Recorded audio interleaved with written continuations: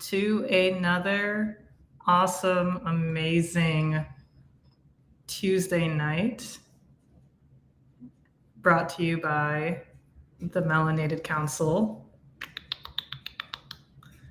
Restream every Tuesday night, 9 p.m. Eastern Standard Time, Eastern Time, 6 p.m. Pacific Time, and wherever you are at in the world. And if you're watching this and it is live, then that is the time we stream.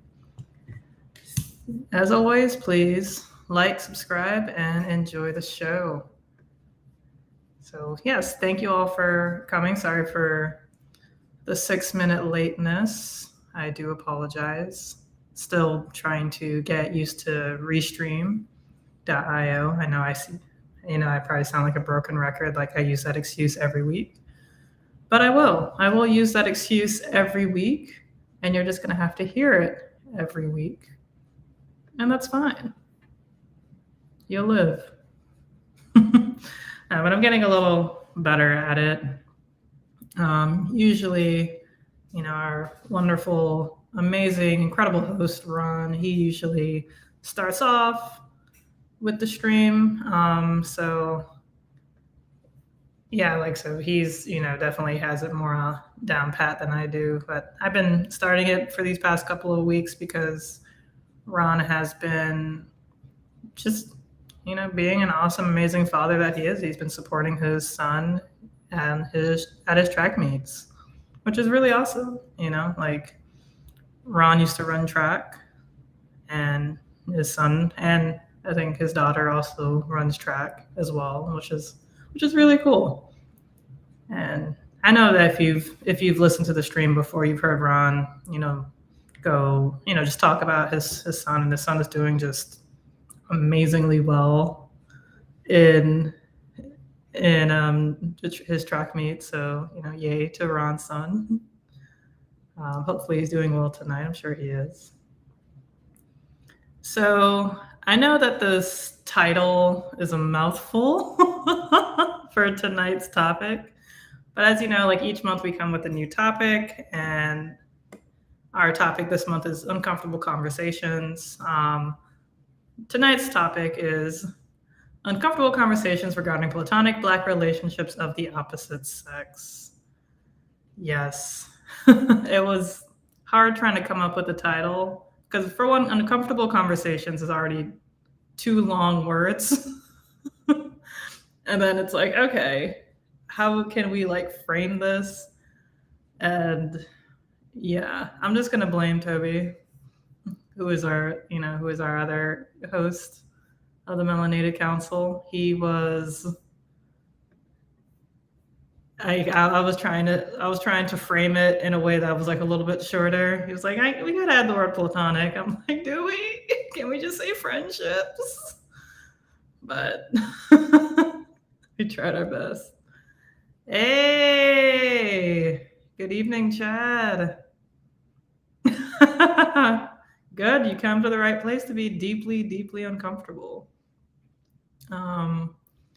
Yeah, no.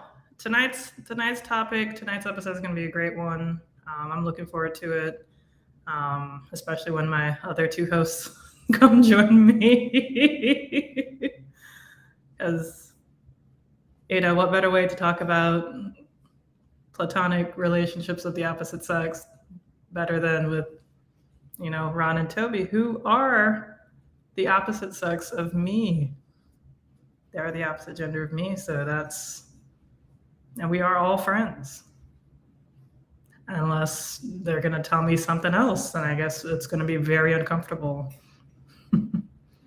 So if you're new to the stream, we usually like to start off just, chewing the fat, just talking about, our weekends, our weeks, anything that's just, just kind of a cool thing that, cool things that happen to you, or any wins, any, interesting things. So chat if you'd like to share what you've been going on, what you've been doing, this past week, over the weekend. Please feel free to share. I'm looking forward to hearing. For me, I what's been going on? Um, I've been seeing a physical therapist. I think I've mentioned this where, like my left shoulder for years has been hurting me like on and off, and I never really knew why. I don't know if I injured it. I don't know if I fell on it weird. I don't know if I slept on it weird. I don't know if it's just, I don't know, everyday wear and tear, but for whatever reason, my shoulder hurts sometimes. I've been going to see a physical therapist because I'm like, you know what, I'm not getting any younger. Let me see if this is something serious. Fortunately, it doesn't seem like it is. And, we've been doing the exercises and I've been doing some of the exercises on my own. And it seems to be getting better, which is great. Like it's really cool to know like if and when this shoulder issue happens again, I'll know what to do. Um, but I really don't want to deal with this shoulder issue again because it's kind of, like I don't know, just puts a hindrance on things like when it comes to working out or just, I've been getting better at swimming and, doing like certain strokes. It's a little bit difficult. Probably shouldn't have used the shoulder, but like just doing certain strokes, it's a little bit difficult. So I've been using a kickboard and practicing my kicking. So that's been great. Um, but my physical therapist says I have about one more week or so. I was like, really? It doesn't, like, yeah, my shoulder's been getting better. He says it's sounding less clicky. It's like, I guess it's getting more stable because that's essentially what I've been doing is just strengthening, the muscles around that, pretty much like encapsulate the rotator cuff so it could, be more steady. Like I've noticed, like weakness in my shoulder too, which is interesting. It's interesting getting to know your body. I know that sounds weird, but it's interesting getting to know your body. And I've been learning a lot about my shoulder, so I just have a lot of shoulder information now. I I am knowledgeable enough to start a YouTube channel, another YouTube channel, and just talk about shoulder exercises and just front like I am an expert on shoulders. Not head, not knees, not toes, just shoulders.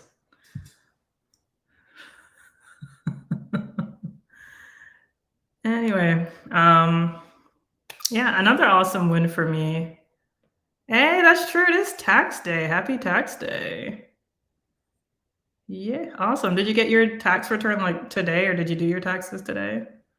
I mean, folks, today is the last day to do taxes, so you should get on that.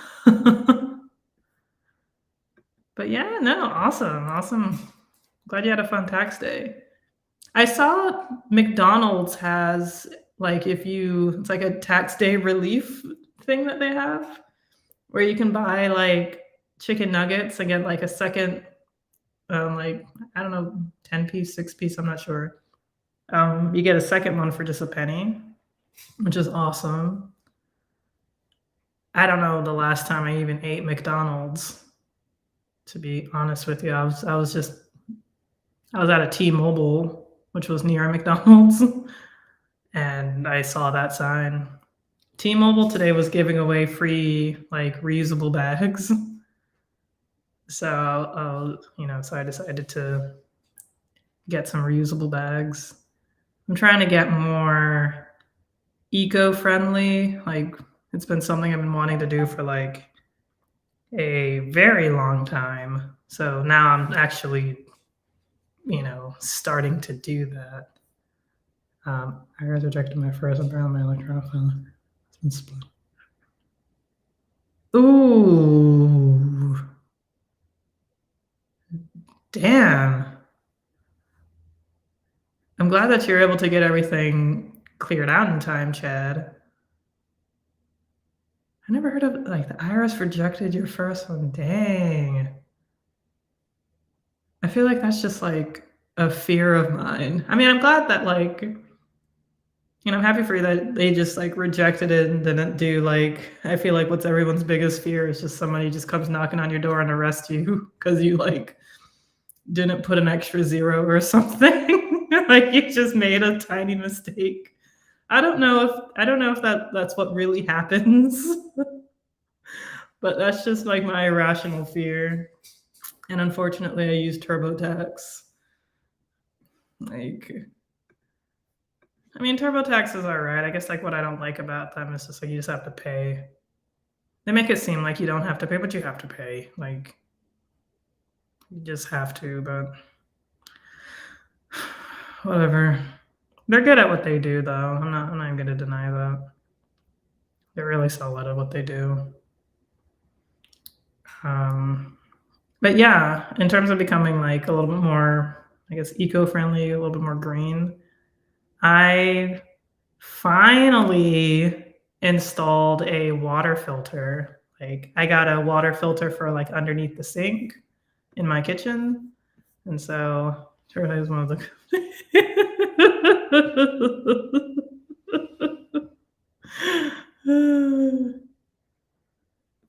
I hear like I mean I gotta look into it because I know that they own a lot of stuff. Oh yeah, Credit Karma. They do own Credit Karma. That's true. I saw that when I was filling them out. When I was filling out through TurboTax, they wanted me to. They were like, "Oh, something, something credit card." I was like, "No, I don't want like. I just want to fill this out and get it out of my life." Hey, Gil. Yeah, yeah. I'm doing all right. I'm doing all right. Um, yeah, Chad and I were just talking about taxes. Today is tax day, so if you haven't done your taxes, you gotta get on that. Um, but yeah, I guess Chad and I found out that we're using the same company, Intuit. Intuit does own like a lot of stuff. So like I have like the Mint budget app. I don't really like it. Maybe I just haven't spent much time with it. I just I don't know, I just kind of have it. It notifies me from time to time. It tells me like 5 days after I got paid that I got paid. And I'm like, "Well, I don't have the money anymore, Mint. I don't know why you're celebrating."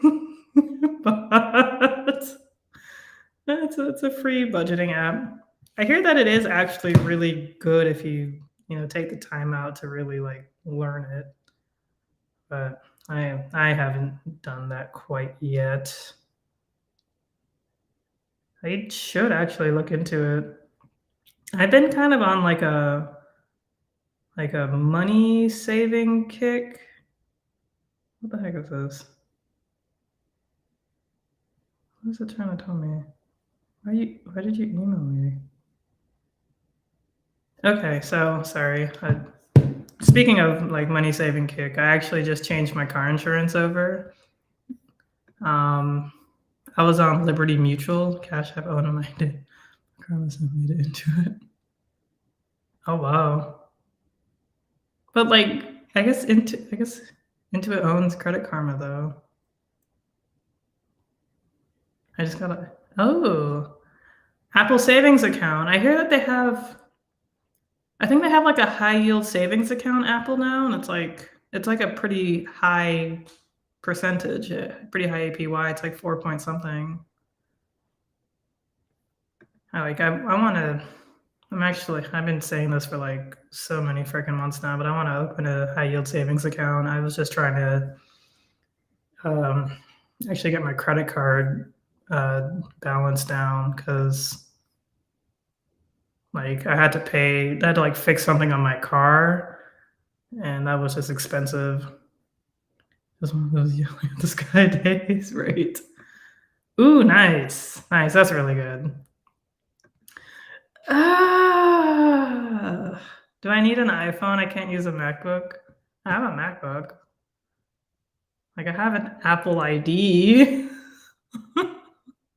But I guess, like, you need to pay from your phone, you mean? So I need to get, like, an iPhone for it?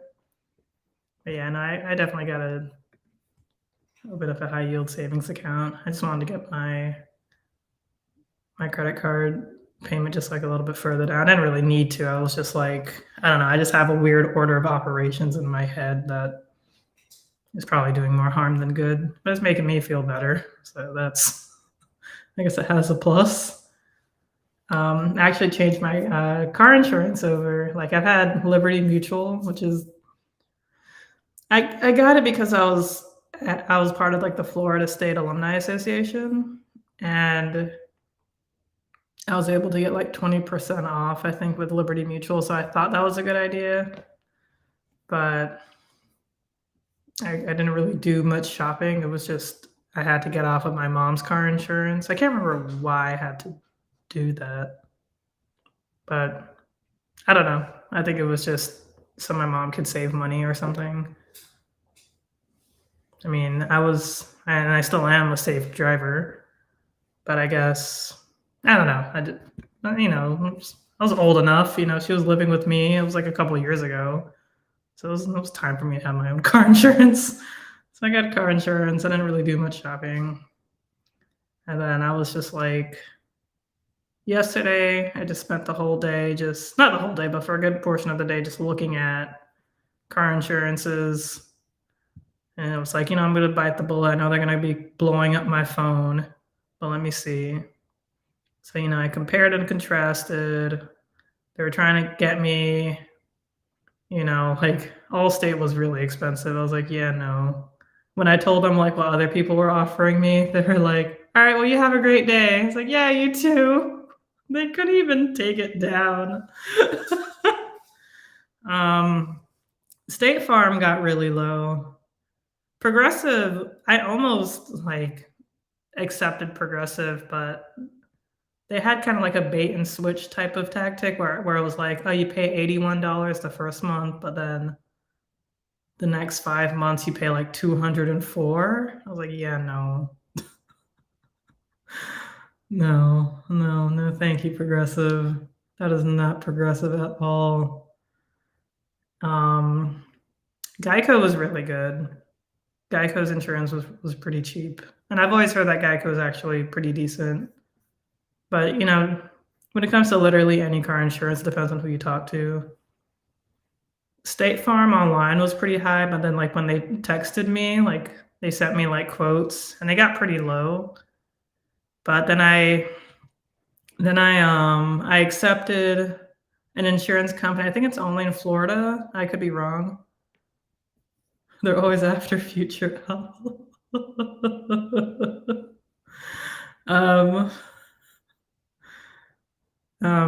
like I decided to go with this insurance company called Farm Bureau, not Farmers, but Farm Bureau. And then I told State Farm, I was like, yeah, no, Farm Bureau offered me this amount, and then like I already set up everything with Farm Bureau, and like I did automatic payment with them, and they said that they were able to knock off an extra dollar. And I was like, hey, whatever, I'll take it. And then State Farm came back with like an offer that was like literally just $1 less than what I already signed up for, and I was like, no, whatever, I'll just stick with this Farm Bureau place. Funny enough, I heard about Farm Bureau from the Nextdoor app. Somebody was complaining about their car insurance, and somebody commented about Farm Bureau. It's like, not farmers, Farm Bureau. And I was like, okay, let me look into this Farm Bureau, because it was like I needed cheaper car insurance, and yeah, they were a lot cheaper.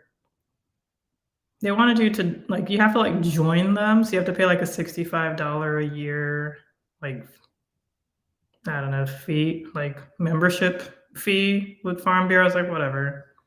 I did the math, like it's still really cheap anyway. Compared, like I'm saving about like $90 a month now. Well, I'm not going to really see the effects until like next month, but yeah. So I am quite pleased because Like, I'm a really safe driver, like, but you just need car insurance, which I understand, and I respect, but I don't wanna be spending, like, out my nose for some car insurance when I don't need to. Nextdoor app, I love seeing drama on that and just heartwarming things happening around me. I don't really see heartwarming things often. I guess Nextdoor probably has some kinda algorithm, um, but, the rest of the crew, they're coming. They're coming. But yeah, I'm just holding it down for them in the meantime. Nextdoor, I don't know. I feel like Nextdoor app, at least where I'm at, just always seems to be racist. Like it's yeah, it's like if you see like when they share like video footage of like white people breaking laws, they're like, "Oh, this person came into my home and stole stuff." And they're like, "Oh, it's the neighborhood now. Like everything's going to shit. Everything's going down." But if like a black person like simply exists, they're like, "Oh, you need to get a gun. You need a gun. You can't." He's like, "Oh, this is what's happening. This is Biden's America." Blah blah blah. But I can't say that, even though you just did. That's the next door app for me. I like to call it the N word app because that's essentially what it is to me. But yeah. But yeah, just been trying to, save money. I've been like on this money saving kick, just trying to, find deals and see like, where I can, save money where I can. Um, Biden's America. Yeah, like it was like, oh, this is what the diversity thing is. Well, like they're just exactly. You're not allowed to say and then set every day. Exactly. That's the next door app, essentially. But yeah, but I've been, trying to save money. I actually saw the Super Mario Bros. Movie. Um, I don't know if any of you guys have Xfinity, but Xfinity has this thing where like you can become like an Xfinity like platinum member or something. I can't remember what it's called. I'll look it up later. But it's kind of like you can get like little perks and deals here and there. So like a month ago, Xfinity was giving away like free tickets to the Mario Bros. Movie Dango. Like they gave you a code, and I think you had to use it at a like between a certain time. Like I think I don't know. I could have been wrong. I don't know. I think you had to use it before like April 15th or something. I don't know. So I saw it. I was like, sure, whatever. I'll just get this code, in case I go see the movie. And lo and behold, I did. I got 2 free tickets, went and saw it with my boyfriend, which was nice. And it was a really fun movie. It's a really cute movie. We'll also find ways to make money with AI. Yeah. No, that's true. Definitely trying to find ways to make money. And like with AI too, that's definitely where it's at. Yeah, man. I've been trying to think of like ways to just, make money as well. Like, it's like just money on the side, something on the side. Because you can never have enough money. The catch is you have to watch the Mario Bros. Movie. I like the movie. I like the movie. But yeah, if you guys have Xfinity, definitely look for. I think it's called like being a platinum member. I think it's free. I haven't seen anything charged to my account. Like I think they said it was free too. I don't know why it's like called a different thing. But yeah, I'll see exactly where it is on like the Xfinity site. And it may not be platinum, maybe like diamond, or may not even be a stone of any kind. I don't know what the hell it's called. I can't quite remember. But they just have like free little things. I think it's kind of cool. Like you might be able to like win tickets to like like the late night with Jimmy Fallon show, because Xfinity Comcast is like a universal NBC company. So you can win tickets to like Universal Studios and um, be on the set of something. Not really on the set, but like, Kelly Clarkson show or something. You might be able to like win tickets to go see. I pay for my mother-in-law's Xfinity, so I kind of have it. Yeah, yeah. If you can sign into it, I don't think they're really like that much of a stickler. But hey, go you paying for your mother-in-law's Xfinity. I feel that. I pay for my mom's T-Mobile. I'm technically on her plan because like we're on like the 55 and older plan, which is a little cheaper and you get more stuff. But it comes out of my account. It comes out of my bank account, so I pay for her. I've been paying for her for like years now. Several years. Hey, welcome, welcome, welcome. We're happy to see you. Wait, tell me about this 55. Yeah, it's called like the magenta. It might be like the regular magenta or magenta plus plan for 55 and older. But T-Mobile, you can also get like Netflix for a little bit cheaper. Like instead of paying 16 bucks a month, I pay like $8 a month, and it just gets rolled into my T-Mobile. It was so easy to switch it over. Like I thought I had to create a brand new like Netflix account and everything, but no, it took like literally seconds. AT&T might, but the thing I do love about T-Mobile is that they have like some really awesome just deals and stuff. But the signal can be bad sometimes. I'm not gonna lie. Hey, I'm doing well. I'm doing well. Welcome. I don't know if you're new here, but we're the Melanated Council. I say we because usually I have two more hosts. They should be coming on shortly. Usually we have like a topic every month, and we talk about the topic throughout the month. And yeah, but usually like before the stream, especially while we're waiting for my other co-host to come on, we usually like to just share like what's been going on with your day, with your week, any wins, any good news. Could be like the smallest thing. Like for me, my smallest win is just like my shoulder is just getting better, but it's making me happy. Oh, yeah. I guess my biggest win is also just actually getting around to changing my car insurance. Like when it comes to these things, you really gotta keep up with it. I saw on Reddit, like if any of you guys are on Reddit, there's a subreddit called Life Pro Tips. And one of them recently was about how you gotta cancel your memberships to like your streaming services sometimes because they tend to offer you a cheaper like amount for maybe like a year or a couple of months just to keep you on because they'd rather keep you on for less than not have you at all. So this one guy was like trying to cancel his Hulu, and then they gave him a deal for just $3 a month. I was like, damn, that sounds good. I might try to cancel my Hulu. Especially since Abbott Elementary is, I think it's the season finale tomorrow. So I'll probably watch it Thursday and maybe just try to cancel my Hulu. But then again, my sister's on my Hulu too.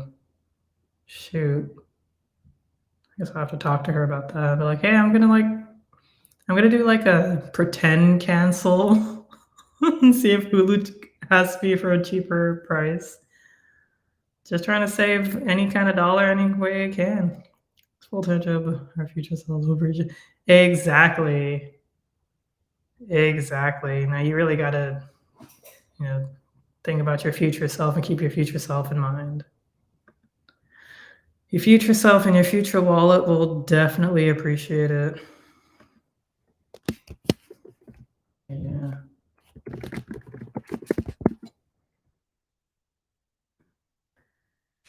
Yeah. Um, but yeah.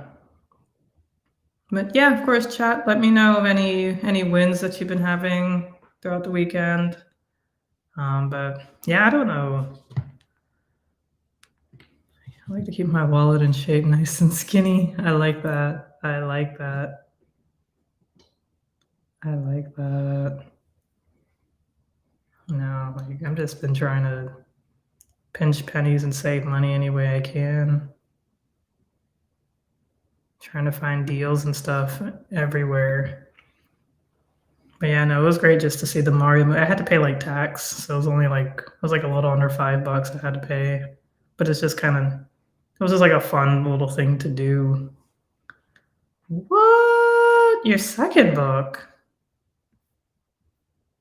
First of all, congratulations, and second of all, what was your 1st book? I didn't know you'd written a book before.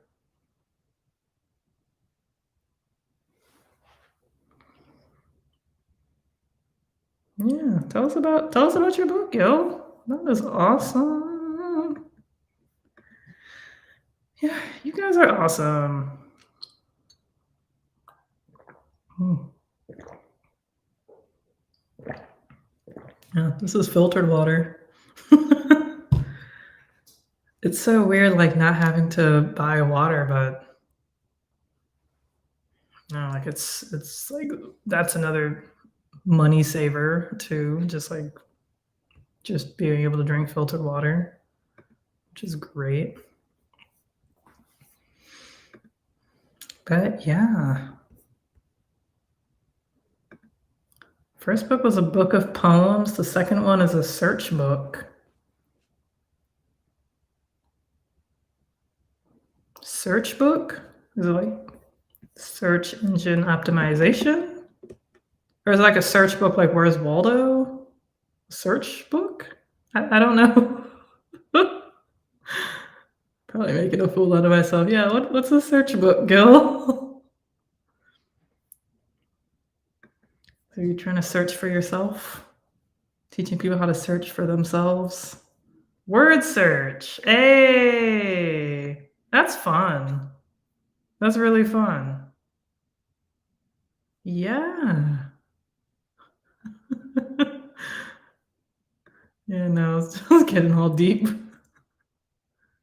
Hey, no, that's what's up. That's what's up.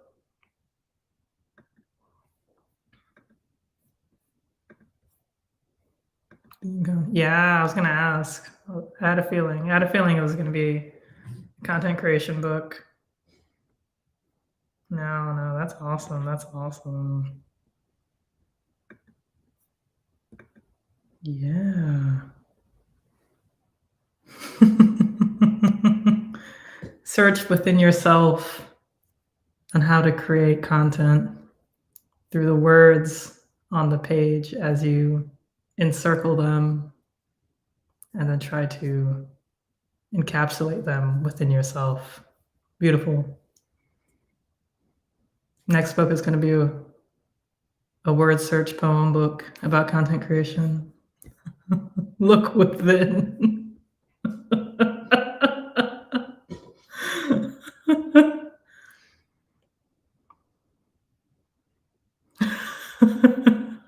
I mean, a deep search for yourself book.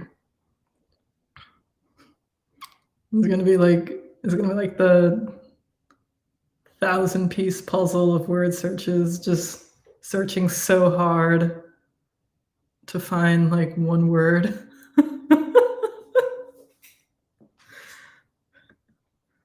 And the word is like me.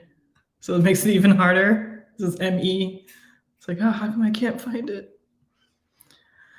Yeah.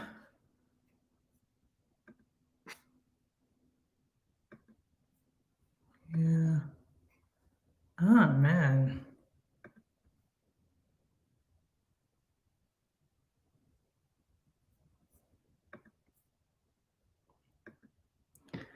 But yeah, first what I was gonna say. It's a giant complex puzzle that holds the secret to success.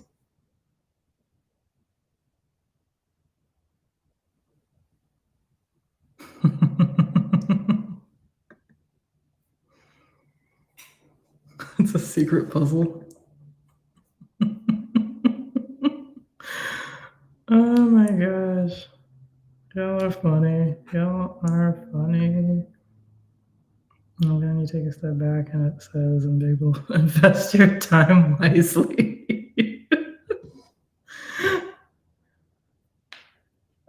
And you spent like just hours of your life trying to do this. And it's like, oh, that's the message. No thanks. I hope this was a good time. I guess this was a good, investment of my time to look for the words. Invest your time wisely.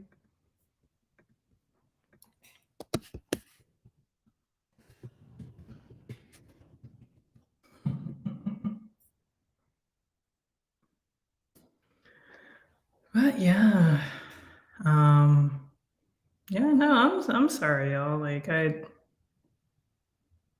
guess my other co-hosts are.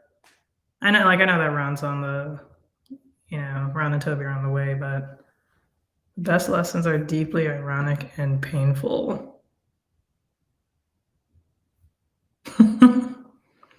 Yeah, true, true.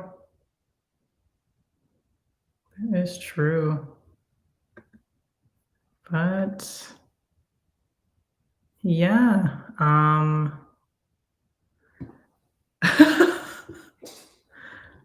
guess I'm just going to make the executive decision and just start the topic.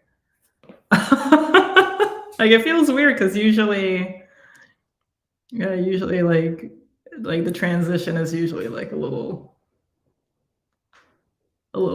different. But hey, whatever. It is what it is. But yeah, no, the interesting thing about I don't even know how to like really get to this topic because it started with like I think it was like Toby, we're here, let's go. Like it started with I think Toby was talking to his friend about this topic. Like can't remember exactly what she was saying, but the very like evergreen topic of like boys and girls can never be just friends. Someone's gonna have feelings for somebody else at some point. Kind of BS.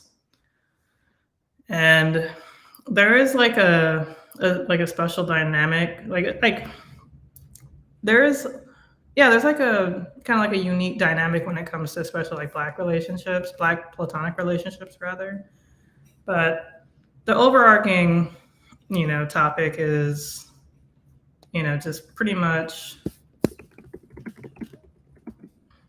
men and women friendships when Harry met Sally. Yeah. Yeah.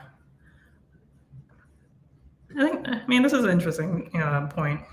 Like, I feel like, growing up when it comes to movies, like, if the main character was a guy in the movie, then we would just, like you just follow the guy's life and blah, blah, blah. But as soon as a woman enters the movie, like, the female character enters, then then the dynamic of the movie changes.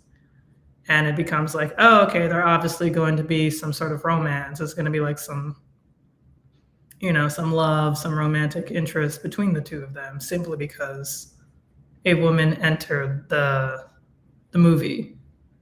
And it's kind of, I feel like in a way that it kind of like, I want to say that plays on in life, but like we kind of have that like in our heads, especially if we like a person. Like, okay, this person that I like is near me, therefore there's got to be like something. But it's like in reality, you're the only one who's like feeling facts. That's so true. Yeah, like it's really annoying. It's like that's the whole woman's purpose is just to be a love interest. Like she doesn't really have any depth, especially like, older movies, since art doesn't imitate life. Yeah, exactly. Yeah, in that instance, art does not imitate life. But yeah, expectation of a dynamic. Well, they won't. They is always an extra addition. Yeah, and I get it. Like when it comes to movies, television shows, film, it's all based on like conflict, tension, drama, something to just kind of, hold our attention and, keep us gripped and, watching the story. So whether it's like, romantic tension, sexual tension, things like that, of course you're going to like hold your attention. However, that doesn't really imitate life. Unfortunately, life can be very boring, can be very redundant, and it can be not how you want it to go, not how you'd like it to work out, to plan out. We've come up with like this term called the friend zone, and like when you're younger, like when I was in like my late teens, early 20s, like college, like we felt like the friend zone was like such a real thing. And then once you got older, you realize like, oh, the friend zone is absolutely fake. You put yourself in the friend zone. You're the one who's out here thinking that this is going to be something when it's actually, it's just your own head. Hey, long time no see. It's good to see you. It's good to see you. Yeah. Yeah, no. How's it going? Let us know how you're doing. But yeah,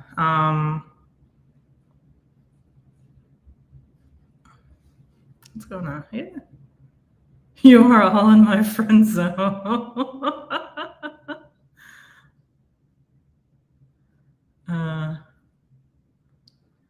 Well, I'm very happy to be in your friend zone. In fact, I would buy a plot of land in your friend zone. I'm kidding. I don't have that kind of money. Yeah, what was I saying? Yeah, like we believe that like there needs to be something like we put ourselves in this used to Zoom, I'm spoiled. Like, yeah. So essentially what Gil said, like life doesn't imitate art in this instance. So sorry, like my mind is just like going in all different directions. Sorry, 1 second. Okay. Yeah. So like, like when it comes to, like especially like, just like friendships of the opposite sex, people, especially younger folks, like to think like, oh, it can never happen because, people tend to like another person. And with that said, I'm gonna bring on a person that I actually do like, and I really hope he likes me back because I don't know. Sometimes he gives me the workaround, but he likes to keep me on read, but I think he's just trying to play hard to get, So, with that said, I'd like to bring on one of our co-hosts, lovely. I'm sorry, were you too early? No, you're good. I was just drinking the water. Oh, hold on. Sorry. Yeah, you gotta mute that. Thank you. Yes. As for I on Instagram, if I very actively avoid using the app, if I can, except to post things for people's awareness. But like if I get sent reels and messages, I'm like, oh, there's no way I can watch this right now. Because if I do, then I'm gonna have to look at all the comments, and then I'm gonna get on like a 10, 20 deep thread that I wasn't planning on getting to, where I'm looking at random people's profiles and their stories and then the posts that they posted, and it's a terrible cycle. So I typically will wait for some time before I feel like I can look at reels and things that people sent me, particularly if there are comments to those things, and then those will kind of spiral. So I try not to leave people on red as some kind of like punishment. I try not to open the messages, and then when I do, I'm like, oh crap, now I have to like figure out a way to watch these. But No, I was just messing with you, Toby. I know. but I love you all too. I'm surprised I got here before Ron. I would have gotten here much earlier, except kind of in the middle of apartment packing stuff. Well, I did a lot of that over the weekend, but it meant that everything is not in the place I'm used to. And I was trying to cook some stuff, like maybe 20 minutes before the stream started, but I literally couldn't find anything. Well, pots and pans were fine. Even some of the silver was fine, but what was not fine was I couldn't find some of my seasonings that I think my family, because my family came, most of them came up on Friday night to help me on Saturday to pack, and they didn't let me know that that was happening until late Friday. So I didn't really have a lot of time to sort of pre-plan and sort of like organize things that I know for a fact that I don't want to pack. We didn't really get to like I would have mentally been like, okay, these things I'm gonna like put away in a place where I know I need these in the next 2 weeks. Stuff that I don't want the movers to take. And so unfortunately some of my seasonings that I usually were my go-tos ended up getting packed, and I didn't even realize until literally now. So I was like scrambling. I was like, should I cut through the boxes? But I was like, no, it's already late. It's already like 9:15, 9:20. I can't go through the boxes that have been packed and taped up to like find one Creole seasoning, like Tony Chachere's or whatever. So I had to like improvise with other seasonings that I had. Not to mention there's other stuff that just I couldn't find. Or they were in different places. But it is what it is. If I like do a little view of my apartment, I mean it's kind of hard to tell the difference, but like if you look at the floor and other places, it is much more clear. It is much less. I mean, it looks cluttered, but that's mostly just like stuff that I've been packing and bagging and trashing. So yeah, there's definitely a lot going on right now. And I didn't really plan to cook this late, but I hadn't eaten all day, and I was like, well, crap, if I don't eat now, then I'm literally not going to get a chance to eat later.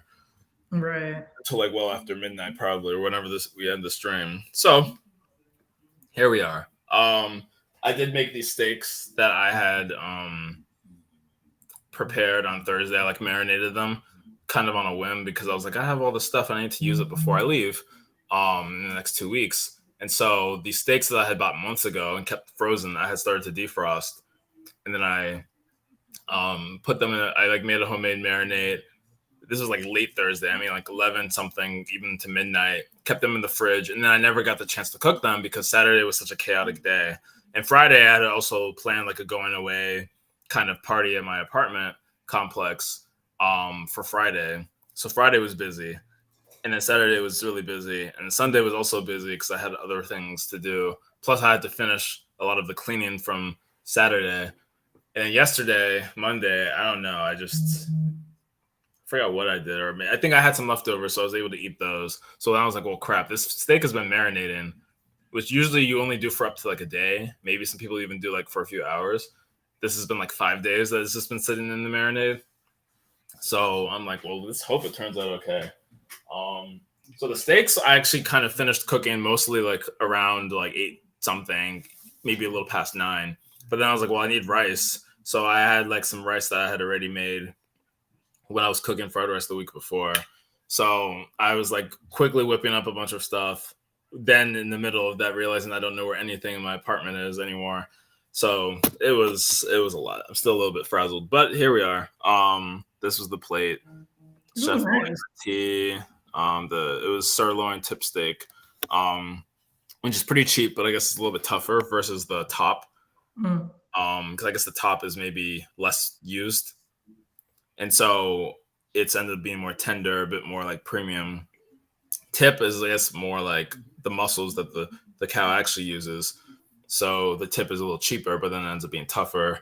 But I mean, this is fine. I mean, again, it was marinating for like 5 days, so maybe it's turned to mush. But it's also like from the brief amount that I tasted, and I have not really eaten this at all because I've been scrambling. It seems mostly soft and tender. Hopefully cooked enough because I tried following the instructions. I don't have a meat thermometer, so I'm just gonna pray. Because I didn't really cook it on the high end, so I'm like, this probably should be medium rare. Maybe not medium rare, maybe more close to medium. Okay. But it's not like well done. So I'm like, let's just pray that I kill all the bacteria. How does it taste? Yeah, good. I mean, definitely well seasoned, that's for sure. Or well, like juiced up. Um, the rice, didn't really get to put as much seasoning in the rice and vegetables because again, I was missing kind of my main seasonings. But I did have like some poultry seasoning, some maybe lemon pepper, so I kind of improvised. So the rice definitely could have used a bit more seasoning and love. I tried using the marinade in the rice, which I was like, I hope this is also okay, considering the marinade's been sitting in like meat, or the meat's been sitting in the marinade. But I was like, whatever, I'm cooking it all the way through. It shouldn't really have any, after effects. As long as I'm not like drinking the marinade, I don't think I would get like poisoning or something. So the rice, with the marinade and stuff, it did get like seasoned and like kind of like flavored, but it still, I feel like it could have been, if I had planned it out, I could have definitely made it a little bit more, a little sharper, like the flavor. But it's okay. The steak is good. The rice and vegetables seem fine. It's food, and I have drinks. Wine from the weekend that I opened with my friends, Dulce, Rosso, Lambrusco. It's like a sweet red. I forgot that I had it in my cabinet along with like 20 other wines that I need to finish before I move. I mean, you don't have to. You can just bring the wine. Oh, absolutely not. I mean, that's like Oh, right, because you're going like out of state. Okay, my bad. Are you driving? I'm gonna drive, but all this stuff is gonna get moved by movers on Saturday. So the movers are gonna come Saturday, take all the stuff I have, and then the week after that is when I'll like drive the rest of my stuff down. And so I can move the wines, but it would just be annoying because you pay for cubic feet. And so the less stuff I can move, the better. So like a lot of food stuff, like drinks, not even just alcohol, but like there's random like bottles of like sparkling water, not just from this weekend, but even before there was like seltzer and sparkling stuff. I'm like, all this stuff needs to get finished. And the plan was that the gathering I had would have finished all the drinks, not the alcohol, but at least the other drinks. But I didn't really get a big turnout. I think because just Friday was a bit tough for people. There was just some miscommunication with stuff. Me and my roommate planned it together really late Thursday night, so we didn't give like a lot of good notice. But I'm like, there's still 2 weeks. There's enough time. Hopefully, friends can come over. We can drink and chill or whatever. Mm-hmm. So I'm gonna figure some stuff out. But I didn't get to like listen to what you were saying like before. Like I started like playing it a little bit before I came on. So I did hear you talk about like people liking each other. Like it sounds like you were going in on the topic. So yeah. All of this. Yeah. Marinated council. Oh, Gil, I was listening to your podcast. Like, I'm not going to lie. When it comes to podcasts, it is very difficult to keep up with people. But I did get a notification. And so I was listening to what you were saying about, like, working in the wrong direction or whatever. I was like, this is really interesting. Actually, I listened to Gil's podcast, like, before, like, tonight as well, like, right before coming. Because I have a feeling it was like I think he and I spoke about that because I do talk about like working hard in the wrong direction. That's a fear of mine. So unless another one of Gil's friends talks about that too, but but I did really enjoy it. Yeah, okay, I was right. Also, like, for whatever reason, like some of the comments I'm just like not seeing. Like I just saw Gil say Rocky, so hey Rocky, I don't see your comment. Chat said Rocky too, but I don't see Rocky at all in the chat. Yeah, so I'm not sure what's going on. I don't even see chat saying Rocky. Oh really? Yeah, and Toby lighting. Yeah, I know lighting's not great. I just turned on my hallway light because the only light I have is like one in my room. Oh, the closet light too, but I'm gonna have to. Oh, that was L. I didn't even catch that was L. Who? Oh, like, You wouldn't like that's fine.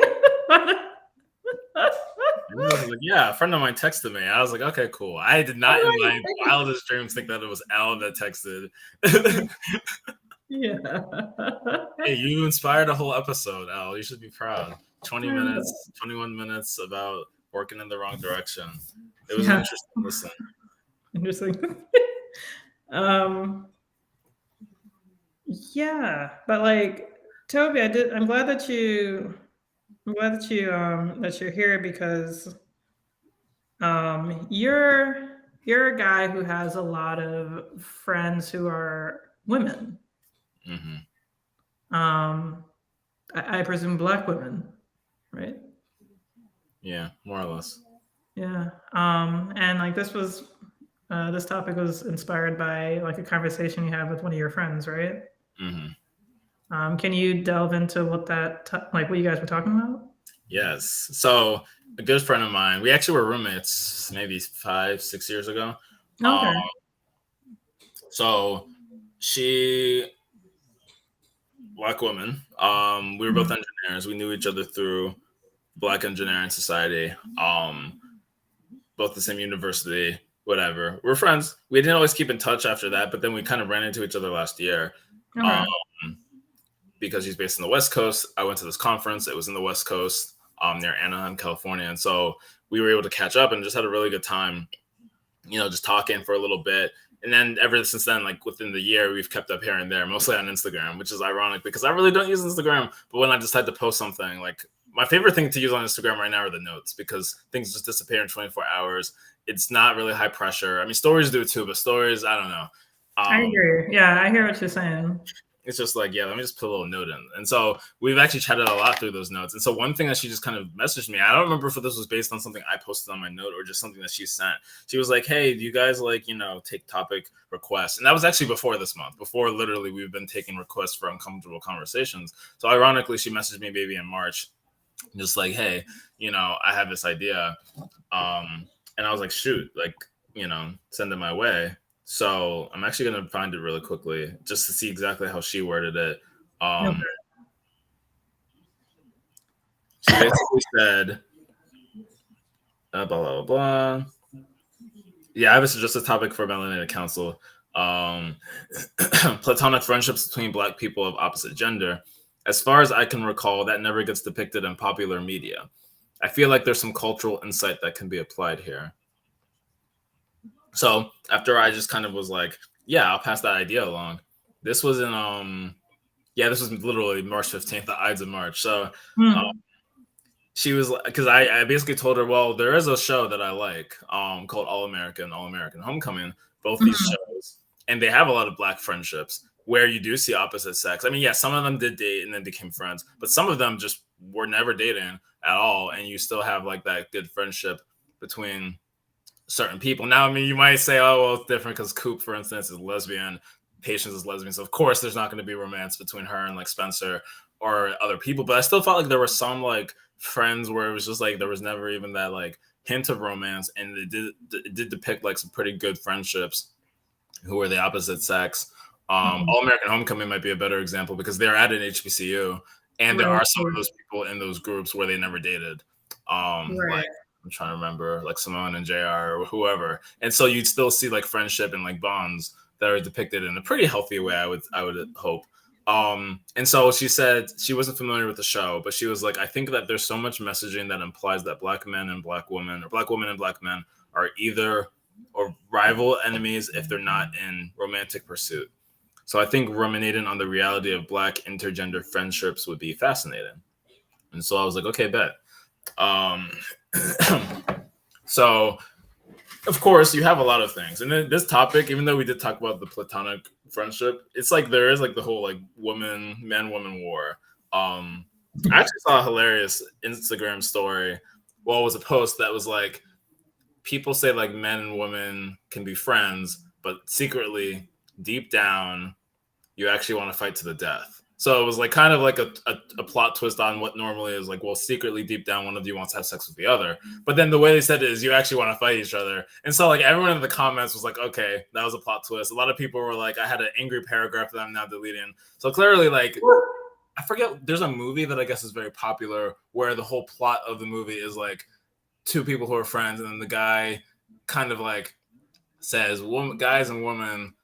It might be like a '90s rom com, like really popular, and it was like, you can't, men and women can't be friends because really the man's always trying to get at the woman and just waiting for the right opportunity.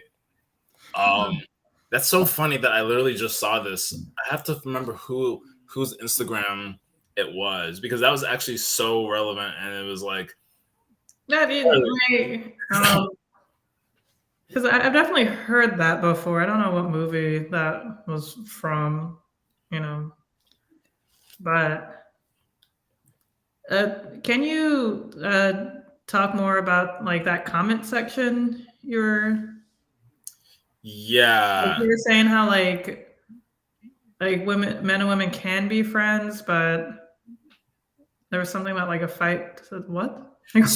So I mean, the person was saying that humorously, like secretly deep down, you guys are always gonna be.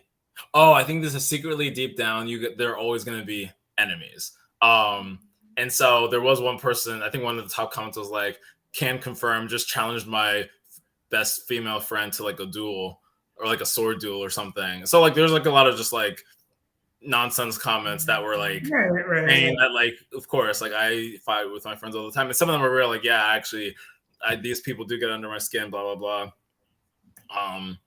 And so it was, I don't know, maybe people's strong opinions were that you can be friends without the sexual tension, because I think, and the person who actually made the reel was a woman, because it was a woman who was talking, but I feel like both people, I mean, if you want to say in the traditional binary, both men and women kind of say this concept of that men and women can't be friends because there's always going to be the sexual tension.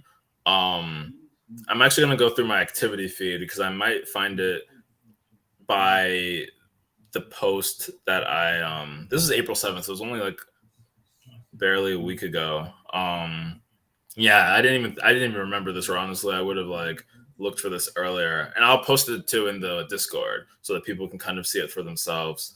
Okay. I mean, what are your opinions, Toby? Do you feel like men and women can just be friends, like platonically? Yeah, it's fine. I mean, again, like I have a lot of, oh, I think I just found it. I have a lot of female friends, and like it's been fine. There was no. I think for me, I wasn't trying to get at them, so it was cool. I lived with one. I currently have a female roommate, and there was never been like tension of that kind of sort. So between the roommate I have now and the previous one, now there's like two other instances, kind of. Actually, both of those, that is so weird. Both in this apartment and that other one in 2018, where there was another female who wasn't exactly 100% a roommate. Maybe they were temporarily living there, or they were like a late ad, and there was definitely much tension. But I think that happened. Hey, what's up?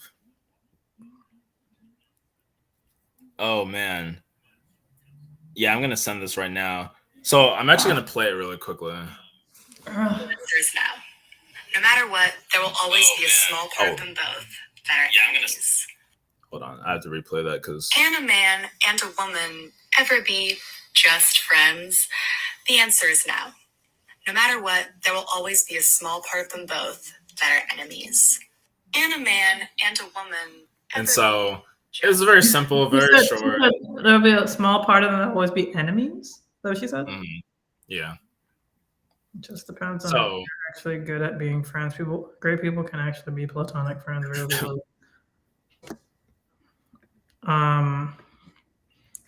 Yeah, like of course I disagree with that. Like I've had guy friends like all my life. And funny enough, like my boyfriend's actually had like female friends like all his life. Like he's always had like female friends, and I've always just had guy friends. So it's actually kind of like nice because it's like dating has always been kind of awkward with like other guys. I'm like, all right, now I gotta go like find some women friends to go do things with, and like which is like always been a little bit harder for me because I always have like more like, I guess like I have more interests that tend to lean more towards men. Like what are you laughing at? Sorry. I was listening to you when I saw that. I was like, okay. Small part of them that will just be Well enemies. said, Chad. Well, nice little zinger there. Actually, no, it's funny that you're saying that, but I actually think that was also a pretty big comment in the chat. Is like women, you know, or like I think it was something like maybe like women, like men and women, like will be kind of like fronting as enemies, but then deep down they'll be friends. Women will like pretend to be friends, but really be enemies. Now, obviously, super big generalization. Right. Oh, because I think there was actually not talking about women and men. It was saying that men, they'll like crap. It might not have even been that post, but they'll like crap talk each other. Men will like trash each other, but really they love each other and have their backs. And then it was saying women, on the other hand, will like compliment each other, but then really hate each other deep down. Now, Yeah, super. That's of course. Because like, I mean, I guess we're talking more so in like the, I guess, cisgendered hetero relationship between men and women. very heteronormative. It's also hard, like according to one of my guy friends, like it's also hard for gay guys to just be friends. Like, so, kind of like, to be honest, I never for gay friends. To be honest, okay, so like one of my really good friends, he's bisexual. He's in a relationship with a man. Like they currently live together. And I actually met him on Bumble. He posted in his profile. It was like over a year ago. He posted his profile saying like, "Hey, I'm gay, looking for friends." I was like, "Okay." So I like swiped right on him, and like we've been friends ever since. But like I was hanging out with him over the weekend, and it was just like we were just like talking, having a drink, and just hanging out. It was just like really nice and chill. And he was telling me about how like this one guy started messaging him, and the guy who I don't think he was dating him, I don't know, but like like he like after he told that he has a boyfriend, the guy just like immediately stopped talking. And then this was like maybe like a year or so ago, and then the guy just kind of came back into his life in a way, like started messaging him. And it's just like, this is like weird. This is like, I just wanted to be friends, but he's just, I don't know. I guess he just thinks things are trying to be like hard to get or whatever. But like, yeah, no, I hear like he's been trying to just have, just make friends for a long time. But like the stories he's told me about like, guys really trying to get with him, trying to like, sleep with him and all that. He's like, nope, just trying to be friends. Just want friends. And like they get upset about it too. So it was interesting. Be friends. So that's you're just stuck with. Yeah. No, that's really true. That's yeah. The structure of expectation. It's Thursday norm. Yeah, that's interesting. First intentions comment. Also, I'm so behind on some of these comments, and then you guys are great. Yeah, like, but no, like I've had, no, like I don't know, like I've had guy friends like all my life, and I won't lie, it did make like dating kind of hard because if you're just out hanging out with one of your guy friends, like if you're out in public, like it's hard to like.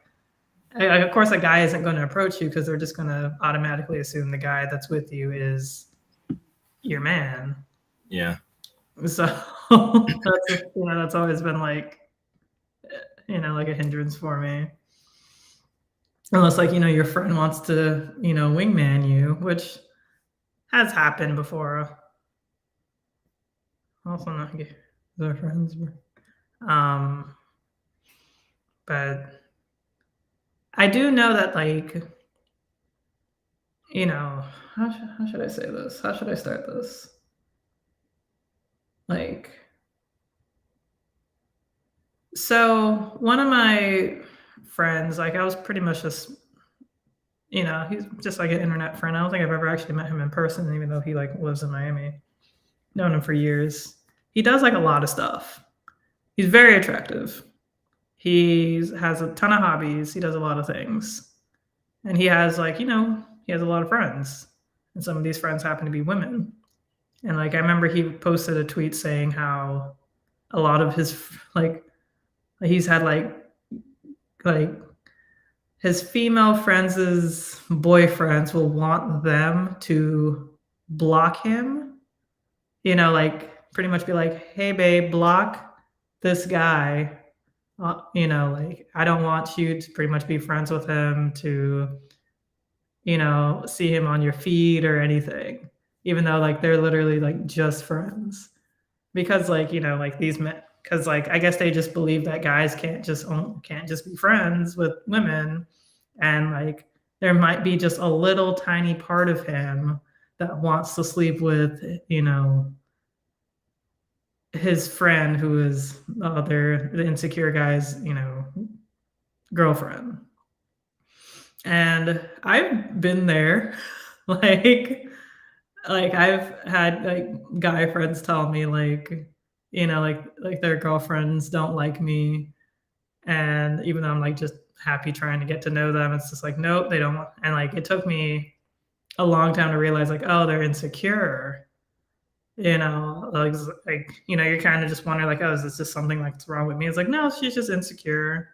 Like I've had girls like, get my number and text me from their phone type shit. I've had like girls call from his phone to mine to try to see like what's going on. Like just crazy girl crap. He's not friends with any of his exes and has never hooked up with a friend. Yeah, no, like very insecure. Like a lot of these men are like very insecure. Are you talking about the show Insecure? Or are you just talking about men being insecure? But yeah, like, but it's true. Like, like girls have done that with me, and like guys have done that with like, my guy friend, and it was just interesting to see that, because like you don't really like, I don't know, like you do kind of hear it from like the other side, but like I mean when I say the other side, like men's perspective, but you kind of, yes, no, absolutely they are insecure. But like you kind of also hear it from like podcasts too, where you hear like the insecurities of like certain men or something, like it's like, oh, it's like, oh, she has like a ton of guy friends or blah blah blah. It's like, you can't trust them, blah, or like, this is a little random, little side tangent, but like when guys, especially like American black men, I've been seeing like on on the internets, like when it's what's it called, carnival, when it's carnival time, for like the Caribbean countries, and like the women are dressed, to me, absolutely amazing, like gorgeous, fantastic, but I guess to other people, just scantily clad, and they're like, oh, I could never allow my woman to go out like that. It's like, why not? Why do you feel some type of way of your woman going out like that? What do you think is going to happen? Or like men who don't want their girl to go and pump gas, like they will go and pump the girl's gas because they just don't want attention from other men on like their girl. It's like, it's just like levels of insecurity. And it's like, okay, so if you know how men act, how come you're not like really talking or doing anything about it? But anyway, that was just a kind of like a side tangent. I would offer that as another quality in the context that is making it okay, not insecurity. Like being a secure man is not being credulous, I mean, yeah, this is why people will see being insecure as a bad thing. I don't know, like,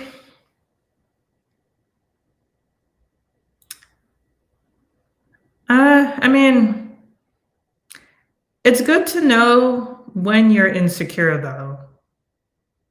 it's bad when you're like projecting your insecurities onto other people and thus essentially trapping them. You know, if you're feeling some type of way of how your girlfriend is dressing, um, and it's like, oh no, you can't dress like that. You can't come around my friends dressed like that. And it's like, well, babe, we're going to the beach. But like it's like, well, that kind of just tells you like you know how your friends are. So either you feel some type of way getting upset about how your friends might be like ogling your girl, or be proud that you bagged a baddie, like you bagged a freaking dime piece. You should be celebrating. Like, I don't know. Like, I feel like I would be the type to like show off my man rather than, or my man be proud to show me off in a way rather than like, no, no, no, you gotta be like this. And also like, but I don't know, that's just me. Sorry, I just went on like a weird tangent. I know we're supposed to be talking about platonic friendships. This is all good. I think this all honestly I like it. I mean, even though the topic has kind of like blended into the romantic phase, I mean, I think that's actually a big part of it too, is when you want to get romantic, the idea that you can't be platonic with some other people becomes a big pressing issue. And that's even something I didn't think about before coming on here. I just kind of thought more about, like, oh, well, what's the perception of men and female? Because that perception is not just like some random society. It's also potential partners who have, maybe so they're uncomfortable. They're like, oh, well, I see how you interact with XYZ person. There's something there. And it's like, well, I'm good friends with them. Yeah, we have a history, not necessarily romantic. We never hooked up. But actually, Rocky, I mean, what you said was kind of facetious, but well, I think what you said was a bit joking, but it's kind of a good point. Like, he's cool if he's not friends with any of his exes and has never hooked up with a friend. Well, is that an okay thing? People have different standards. There's some people who really wouldn't care, but is that something where you can have a platonic friendship with someone that you have been, intimate with? And I mean, I've been in that position where I guess or I shouldn't say I've been in that position. I have friends, people who I am friends with, who even if, I mean, yeah, there's the intimacy part, but then there's also we weren't intimate, but maybe we met on a dating app. Maybe we could have been, and then we weren't, and then we're still friends. Right. So that's funny because it's like, how did you meet? Oh, well, this dating app. But I promise we didn't do anything. And it's not even like I'm explaining that just to like a potential partner. Even like my family, my siblings came in town to visit me last year in July, and one of these girls who I met on a dating app was there because she's Caribbean. I was at this Caribbean carnival like pre-event, like it was on a beach in South Boston, which is a more black area of Boston. And so I see her and I'm like, hey. And I thought, I think I already knew that she was going to be there, or we kind of talked that we might have seen each other. And so then when my friends later were like, oh, yeah, how do you know that person? And then it's funny because my sister actually was like Tinder. And she didn't even say it like in a way to get on me, but I was just kind of like, I was like, yeah, it was a dating app. But, we're friends. Cool. And I mean, some people really won't care, like, especially if they're your chill family, I should say, and friends, they're really not going to care. But if anything, some of those friends might be like, oh, well, then you definitely got to smash. Oh, so I guess in that case, that's the other direction where they're trying to push you towards right.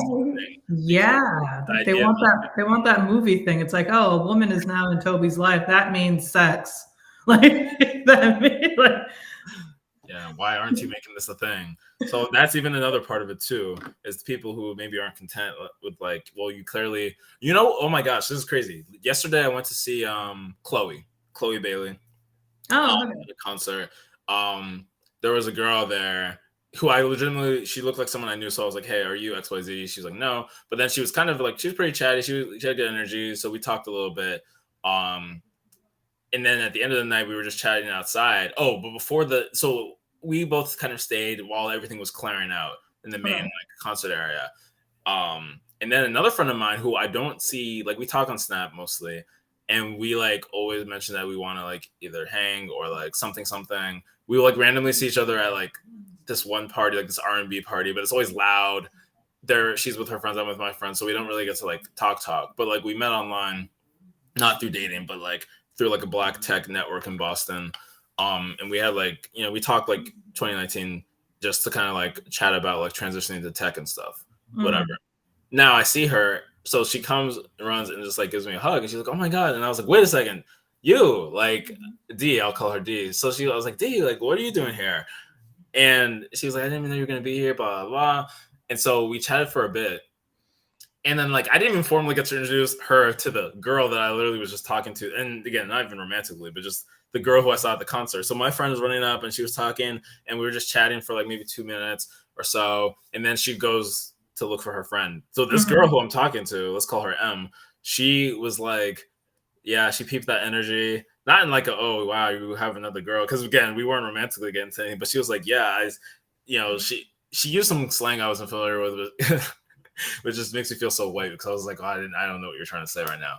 But she said something like she basically was saying like that girl was like, letting you know that she wanted to see you and that energy was whatever. And I was like, I've known this girl since 2019. We're good friends. Like, even though we don't like see each other ever in person, we talk online.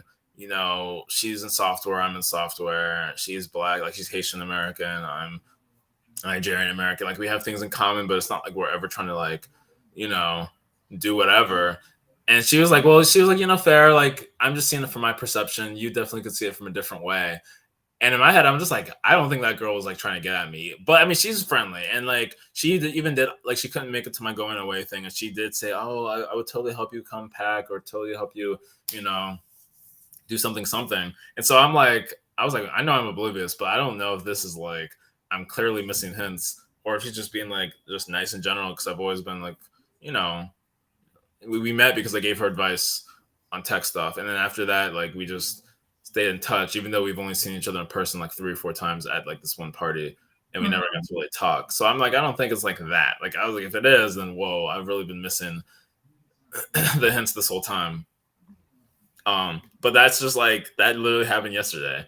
That girl that I just met peeped this other girl who I've known for years giving me like a massive hug, and because we were both really excited when we were talking because we never get to talk in a setting where it's like, it's the lights aren't off, it's not super loud because at that point the concert's over. So I mean, lights are on, you hear just chatter, but it's not super loud. And so we just both had like a very like our energies were both high when we were talking to each other. So I don't know if that's what the other girl mistook as like clearly she was trying to get at me, or if she really was. Like you guys were like. I'm sure like alcohol was involved too. Maybe not for me, maybe for her. Right. Yeah. Which could have made like her just like, super excited and like hug you. And it was just like, high energy sort of thing. And like, like there's like, like there's just so many things that it can be, and like, so like, like the girl who you thought was like the other girl, like it did seem like she was, jealous. It sounded like she was like kind of like projecting like some of her insecurities and just be like, oh, it seems like a lot of girls, blah blah. Like I don't know, I don't like that shit. Like you gotta like watch. Like she watched, like she could have just like kept her thoughts to herself, and just because who knows, like. I know I can't be friends with a certain amount. There's only so many dice rolls you can do. I don't know. Like, I really think it could be like an infinite amount of dice rolls. Listen to me, as weird as it may sound, saying, "Yo, I'm your friend," right? You were just friends. Save you a lot of trouble. So, Gil, is this to like not just that girl? Who well first let me clarify, in this context, are you talking about my actual friend, like me approaching her saying, hey, can we clarify where we stand as friends? Is there anything more? Or are you saying that to like a new person that I'm talking to, if they peep that I'm good friends with women, should I tell that new girl, hey, me and the other girl are only good friends, we're only friends, nothing more? Because I kind of see it 2 different ways. And if you are talking about the first one, I don't even know how to broach a conversation like that where it's like, hey, you and I are friends, but I notice sometimes the energy is blink, blink. Because I don't even know if I would want to clarify that or if we should just keep the little tension that's there for funsies, as long as it doesn't like get into something weird. Like once you hook up, then yeah, you probably should have a conversation. But I'm just kind of curious to like clarify if you're saying that I should talk to girls that it's ambiguous where we stand, to like figure out where we stand, or if I'm telling new girls that I'm talking to reassure them, hey, I'm only good, platonic friends with the others. You're saying the friend with the tension. Oh, okay. Yeah, like yeah, like it. Okay. Yeah, like it's. I mean, Gail has been like screaming it all chat long, just communication, transparency, and it's true. Like it's gonna feel awkward. It's gonna be weird, but like it's true. Like it's true. Like it's annoying when like people can kind of lie though. Like I remember like there was like this one guy who. Oh, my friend said you're interested in me. There was like this one guy who he was honestly just someone I was seeing casually, and but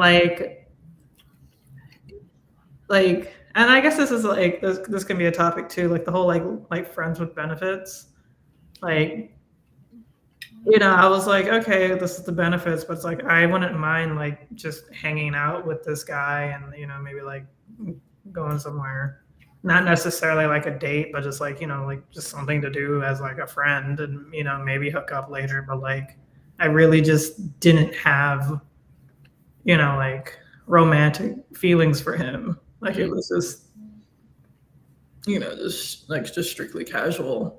And so it was just like weird how like he was initially going to be like my first personal trainer, and for whatever reason he was just always so busy with like he's like, oh no, I can't today, so he was wasting my damn time.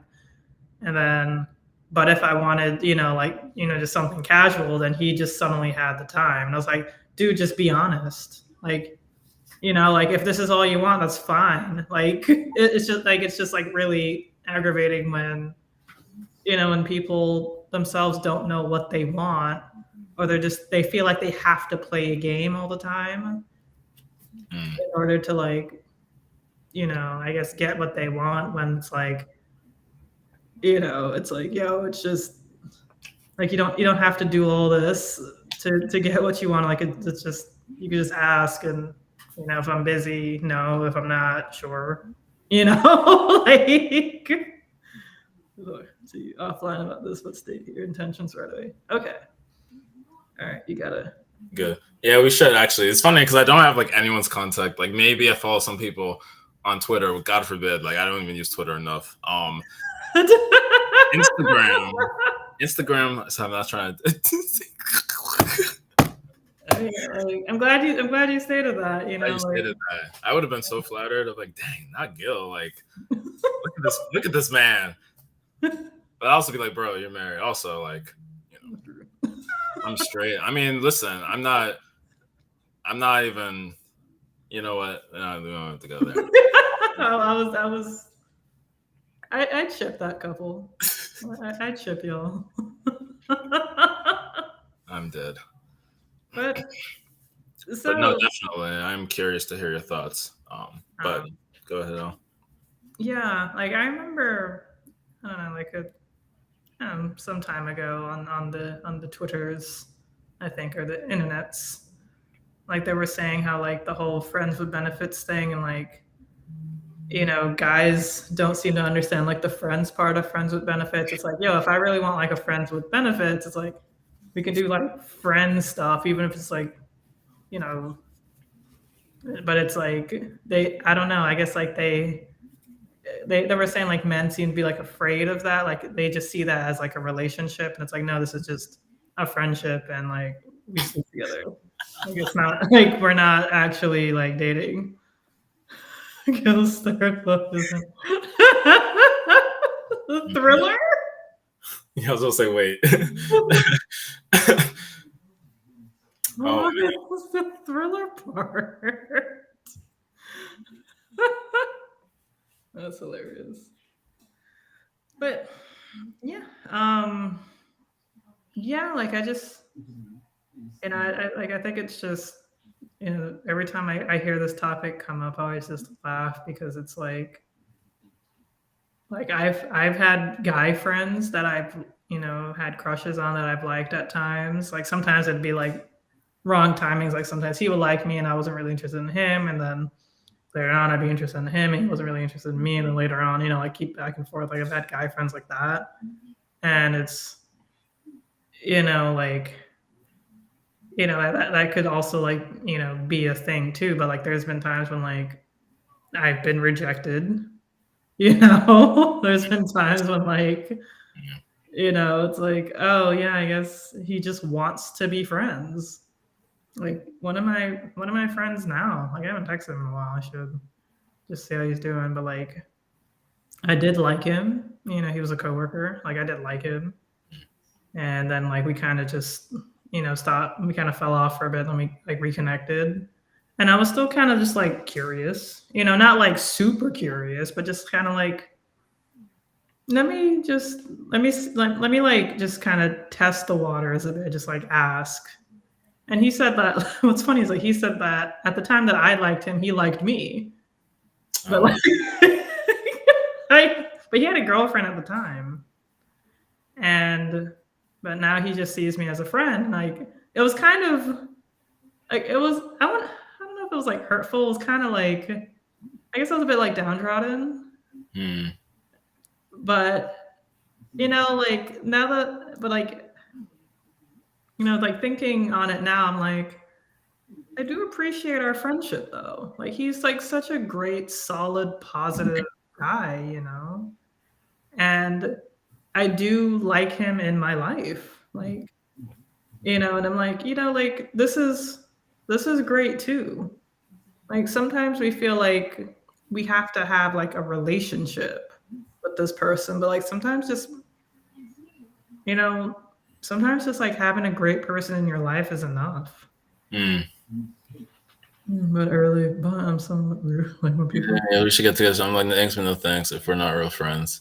That's interesting. Because for me, I'm definitely someone where it's like, I mean, yeah, I guess if you were really strong friends and you fell off, that could be a little weird. But if you've always kind of just been like, okay, like in circumstance, like if you are in school and you're good friends, or like you move to a new city, maybe you met at a conference. Like for me, I've gone to so many different conferences for tech, for diversity. So you meet someone you're pretty cool, then maybe 4 years later you're at the same thing. I'm like, yo, definitely reconnect. But I also understand like when you really are in your zone, you're in your place, you're comfortable where you are. You don't necessarily want to like open that door to be like, oh, well, now I have to like emotionally reconnect. I feel like I'm definitely not rude enough, Chad. And I can be guilty of being that like, hey, it's been a while, we should get together. Um, in fact, quick story time. There was this girl who I met. We were in line at a club back in 2019. So this was like maybe May or June. I had just moved to Boston that January. So less than 6 months. We're in line at a club. She's like really, really like, friendly. Low key though, I'm wondering if she definitely just wanted me to like pay for her because she didn't end up having cash to get into the door. And I was like, whatever, $20, I got you. And then she was gonna buy me a drink in return, but then her card wasn't working. So then I ended up buying her a drink. We didn't like dance together or anything. We just kind of talked. Then I had her number. We chatted, but it was very on and off.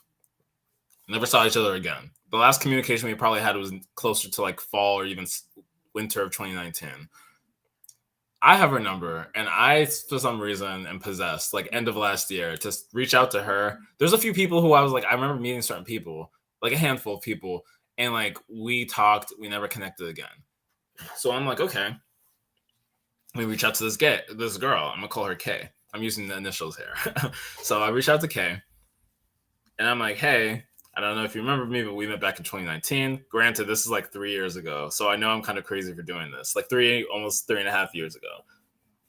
And it's so terrible because I'm like in Boston, getting ready to leave to go to Maryland. At that point, it was December, so I'm leaving in like 4 months, 5 months, and yet I'm like, let me go reach out to this girl. And she actually texted me. She was like, hey, I don't think I remember you, or who is this, or like blah blah. So I sent her a picture, not like my current picture. I sent her like a nice picture that I took earlier in the year, and I think I also sent a picture from like around that time in 2019. And she was like, sorry, I don't remember you, but hi, good to meet you again. And then she called me at some point, and she was just so like, she was curious. So she was like, I don't think I remember you, but okay, maybe we can meet up. Let's go to the spot in Boston. So we meet up. She definitely was like, yeah, I still don't remember you. But then at some point at the end of the night, we're talking on the phone till late. And then I mentioned something about like this Boston Black professional group. And she's like, oh my gosh, I remember you. Because I remember we talked about this group and you were into this, blah, blah, blah. I still don't think she might remember every communication we had before, but like we talked for a little bit. It wasn't like we hooked up, but like I don't know, we were chatting. We were kind of trying to define what we were looking for. We hung out a bunch because she was leaving to go. She's also from the DMV, so she was leaving to go to the DC area.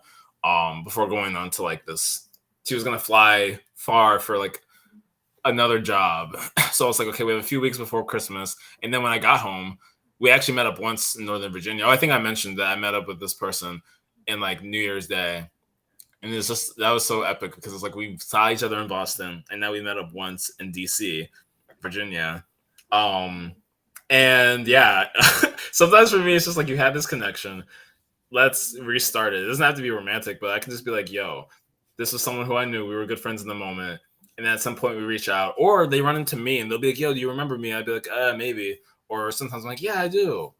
Like another guy I met in 2019 in my first year. I hadn't seen him since. I ran into him at like a party, I think in February. And I was like, Abraham? And then he was like, yo, because I think we had literally just chatted on Facebook or something kind of recently too. But sometimes it's just like, yo, that's cool. I love like restarting those connections. Like if I'm in Vegas, I'll say Erica, like, yo, Erica, what's good? And we haven't like talked like that, but like she'll text me on my birthday. She's very sweet and everything. So there's people where it's like, if I know them and like we have some kind of good connection, I'll reach out and I'll try to like, pick back up where we left off. Because a lot of my friendships, like I have some friends who will explicitly say that, like even if we don't talk for like months, sometimes it's even like a year more, we can kind of pick back up. Like there's friends of mine who we definitely haven't really talked in years, but maybe we keep in touch through like certain group chats or other things. And I know for a fact we can pick back up. Many of them we follow each other on like social media. I know they watch my stories on Snapchat or Instagram. So like you kind of have the idea that yeah, we could pick back up. Some people from since 2016, since I graduated, we haven't talked, but even on Instagram, we were just chatting, saying how they would be excited to reconnect when I come back to Maryland, because they still live in Maryland. So I get what you're saying, Chad, but I think for me, my experience is just so like, it's just like I can be so like touch and go, which maybe isn't great for some friendships. Like some people prefer consistency. Like they have the squad, they have the group, they go out to beer, to like games every night or not night, but every week. And many of these people, I don't see them because I'm not in the DMV anymore. And people around this area, I feel like we're also scattered that we just expect to meet each other at like professional networking events, but it's not like we're always chatting all the time. But when we see each other, we're going to connect and it's going to be cool. So I think just a lot of friendships that I have and I feel a lot more comfortable with are the ones where it can be a little more touch and go. Like we're going to have our good moment where we have it. We can try to meet up semi-frequently if we have the chance. Otherwise, I'll see you when I see you, and I'm going to be excited when I see you, even if it's months down the line. So I don't know. Wait, why you say seppuku?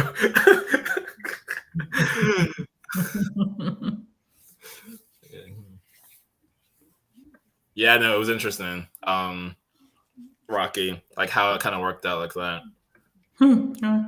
An old game you never completed. That is such a good analogy. I love, and you mentioned video games in your podcast too.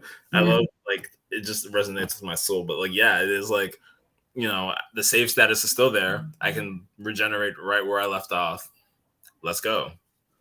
Right. Yeah. You might just have to like go back and try to figure out what the buttons were again. But I know I'm gonna have to do with Horizon Zero Dawn. Wait, you said Horizon Zero Dawn? Horizon Zero Dawn. I've heard of it. Yeah, I can't remember the last time I even I feel like I bought it. I think like last year July. That's insane. Fine. This is so bad. I'm so behind on video games. Anyways, it's like that a lot. It's like that with a lot of homework. Like, yeah. Okay.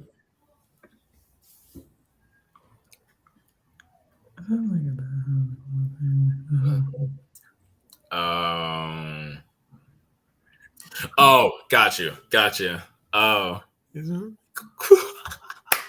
Okay, that does sound really bad from that perspective. I mean, I had to kind of remind her some details. Once she remembered who I was, and I mentioned we were at this club and we were in front, she was like, yeah, I think I do remember. And then the card wasn't working and this. I mean, I wasn't gonna call her out. Like, it'd be like, "Yo, did you actually like just set it up so that I would pay for you?" Because that's a lot at this point in time. If it was the case, then it was the case. But you know, we're chatting, having a decent time.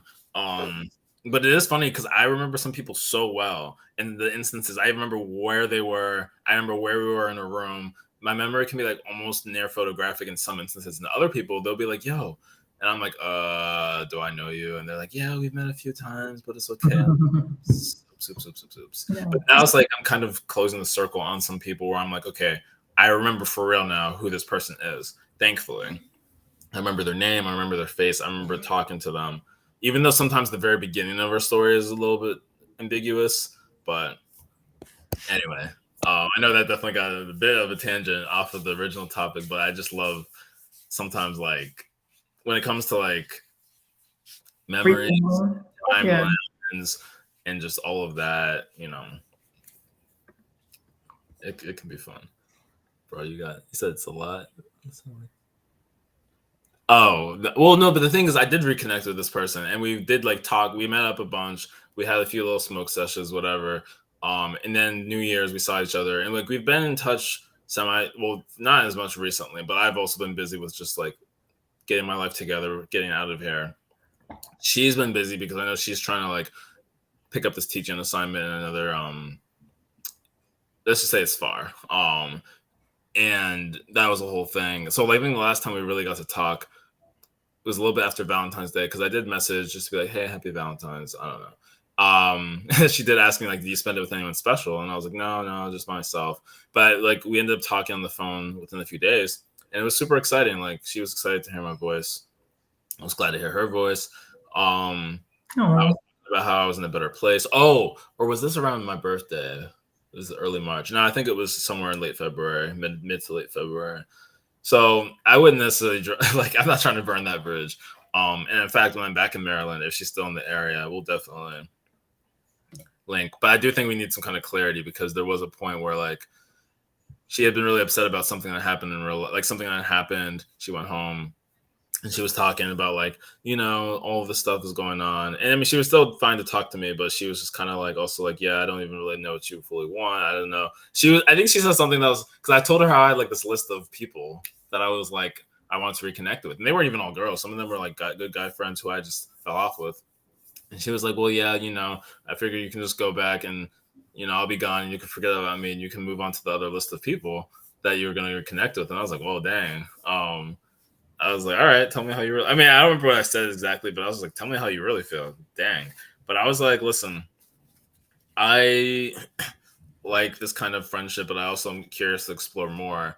Um, and she was like, because I was like, I don't know if this really answers the question, because I gave some answer and about like my intentions, I guess. And she was like, no, that did answer it. So I feel like there's like a little simmering something, but I'm also like I'm living my life. Like I'm not that pressed, but it's like the door is open, and so I guess you can kind of walk through it. If not, I'm like, all right, that was a little fun blurb while it lasted. But you sure she's married to him? Need some research on these women. That's interesting. I do have some memories. I don't know if mine's that spot on. So just to be sure, and also, I remember those memes where it's like,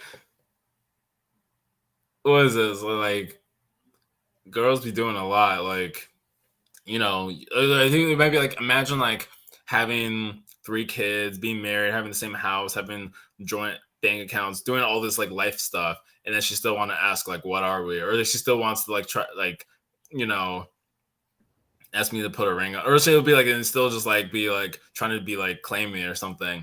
So it's just like a very toxic type of like meme. Whereas like you doing all these things, clearly this person's your wife, but you're still trying to like run game. But yeah, from Clarence. No, you're good. Yeah, he's asking if this was live. I was like, yeah, it's live. Yes, we live. We responded. Yes. Yeah, no. I don't No use need Twitter. to apologize. I know YouTube though has a lot of those premieres where it's pre-recorded and it just kind of goes live. That I didn't know. This was news to me, but it makes sense. That would be a Oh, very easy thing to do. yeah, like even like the Yang Pog, like the whatever it's called now, forward, and then Rising the Hill, maybe Breaking Point. I mean, there's some of these like streams where they will premiere at a certain time, and I almost guarantee they're not like seeing this live, so they like pre-record, but they do Mm, record it in a way that is like live, so they don't like have multiple takes, but then it'll like go on at the time. So I don't think that they could even monitor the chat, unless it's like a literal live. Like there are literal lives, right? Where of course the person is like able to see things in real time. But usually if it's premiere, and I guess Twitch might have an equivalent, but I digress. so I want to bring up a topic that like Ron and I were talking about a little bit, like because usually after our streams, chat, we usually like to talk and discuss about just like future topics and things like that. So like I was talking to Ron about how like this particular topic, either when it comes to just like platonic relationships or just like a relationship, like me being a black woman and my relationships, whether it's platonic or not with black men, it always seems to be like a, I don't know, I guess like power imbalance or like a power dynamic. It's like I've definitely, like, even not even just like with romantic ventures, but it was also like with just guy friends or or guys who I thought were friends but were just like assholes. And like it was just very weird how like like there's been times when they would try to, I guess, try to be like smarter than me or like one up me or try to, I don't know, like I don't really know what it was supposed to be, but it's like I don't know if it was like insecurity, intimidation, but like I've definitely had this more so with black men than I have with like pretty much anybody, like regardless of race or gender, like or even like sexual orientation. Like now that I think about it, like I never actually like thought about it. I guess because like I've dated mostly mainly black men, and I've a lot of my guy friends have always always pretty much been like black men, especially like nerdy, anime loving, video game loving black men, and like, but I don't know, like I've gone on dates and it just seems like it would always be like kind of like a one up in certain cases. Like I don't know if I don't know if it sounds like I'm showing off. I don't know if I come off as like intimidating because like like pretty much when I really started dating, I was already a homeowner. Like, I was a college graduate. I was like pretty much like in my career. I don't know if that, like, when I think back on it, I guess probably was like intimidating to some folks.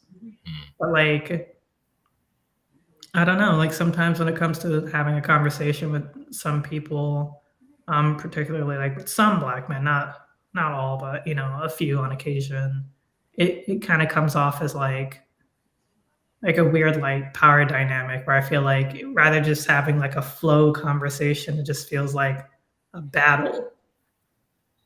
Like do you ever experience anything like that? So you're saying like you always have like a battle. Like I know you when you mentioned like one upping, it's like you're talking about like what the things that you like to do that are kind of guyish, and then guys feel like kind of threatened or insecure that you're like better. Well, I think maybe I'm trying to get the whole scope of of what you're asking. Like I guess like they will try to undermine me. They'll try to maybe in a sense like humble me. Like I shouldn't be proud of my accomplishments or like, or I don't know, like I just feel as though like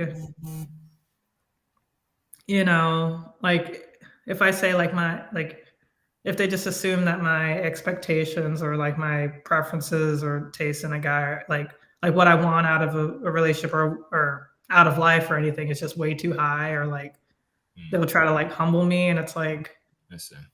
I used to like when I was younger kind of like believe that, but then I'm like, I don't know, something within me is like, yeah, no, you gotta shoot for this for whatever freaking reason. I wish I could be, and I wish I could just like want less, honestly, but like it's just not in me. But like like they would just be like, oh, yeah, like your expectations are too high, blah blah blah. Like you want too much out of men, or you want to, and it's like, but I know fantastic, amazing men. I know fantastic, amazing, incredible black men who are already like this. So for you to say that like that's like impossible is weird because I know that they exist. But sorry, like I'm kind of all over the place. But what I'm trying to get at is like, have you ever like met like men or women or whoever like that are, I guess, trying to like humble you or undermine you or like patronize you in any way or like knock you down a peg? That's interesting. I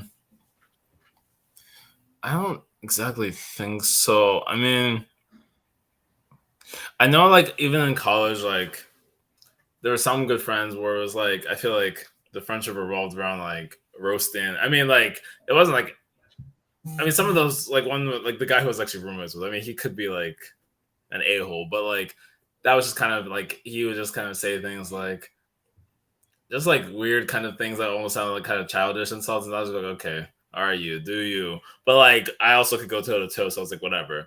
Mhm. So, but like from the opposite sex, like female friends who were like trying to like make me feel like I mean, I wouldn't even say so. I mean, sometimes maybe they gave perspective on certain characteristics. Like one good friend of mine once was saying like, because I had just moved to my apartment 2 years ago, in Lowell, Mass, and I had still had stuff all over the place in boxes and papers and just all this type of stuff. And she said something like, I feel like your mind, not just me, but like in general, your apartment, like your physical space, is a representation of your mind, and everything here is all over the place. And she was just saying like just to, like let you know if I was like interested in you or if I was like dating, like this would not if I was your girlfriend, like this would not be acceptable in terms of just like how the apartment like everything was strewn all over the place, things weren't really set up, blah blah blah. And I mean that was a fair point. I didn't feel like undermined, but I do know that it's like, it's not like she was like, oh well, you better not ask for anything above the moon because your place is a mess. It wasn't that kind of energy. um Mm. but like, maybe I've gotten some critiques or feedback um based on certain things. Like even one girl who, I mean, she definitely was interested in me. Like I feel like we kind of like talked. We weren't hooking up or anything, but like definitely the heavy flirty vibes. She was saying something like, Toby, you're like not necessarily a guy that you look at and you're like, dang, like that man's someone I want to like sleep with, or that man's like hot.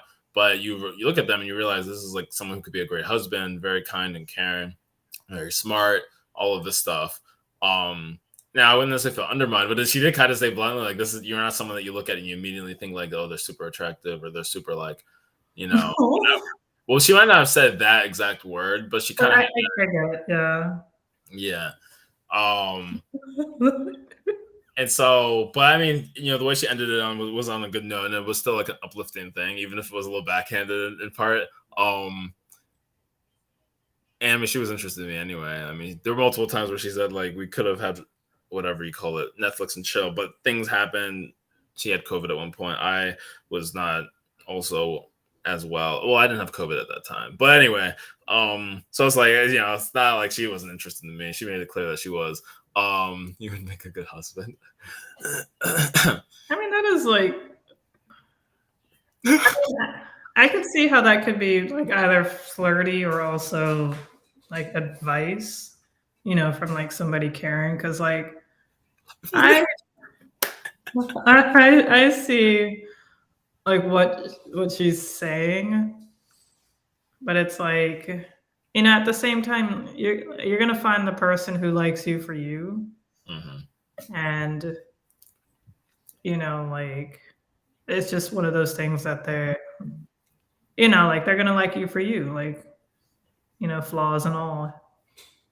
You know, if you see it as a flaw, you know, you may not. So like, because like you are you, and yeah, so like she's probably like, I mean, like I get it, but it's like I don't know. Like I guess it would just have to depend on like who you're trying to become, you know? Mm.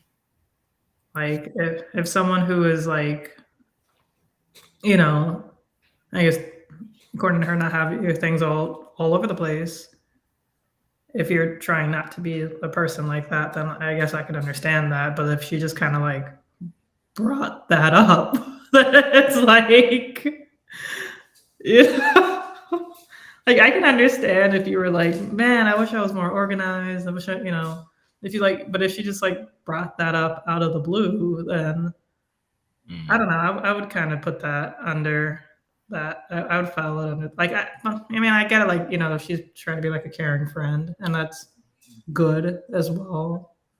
Because sometimes it's hard to say the hard thing, Mm. but like I don't know. Like I think in that instance, and these are two different friends, so I really have to make sure that they're separated. My friend mm, S, who was like, you know, just moved in and we're good friends, so I brought her over. And I mean, she had already been like offering to like help and be like, hey, I can help you declutter, I can help you organize. It was just always very difficult because there's so many things I have to sort through, and I don't want to throw anything away that I feel like might have value because of like these hoarding tendencies, which that made this past Saturday very stressful. My family came up semi unannounced, and I'm like, crap, I don't have time to like sort through things before they come and just want to toss everything.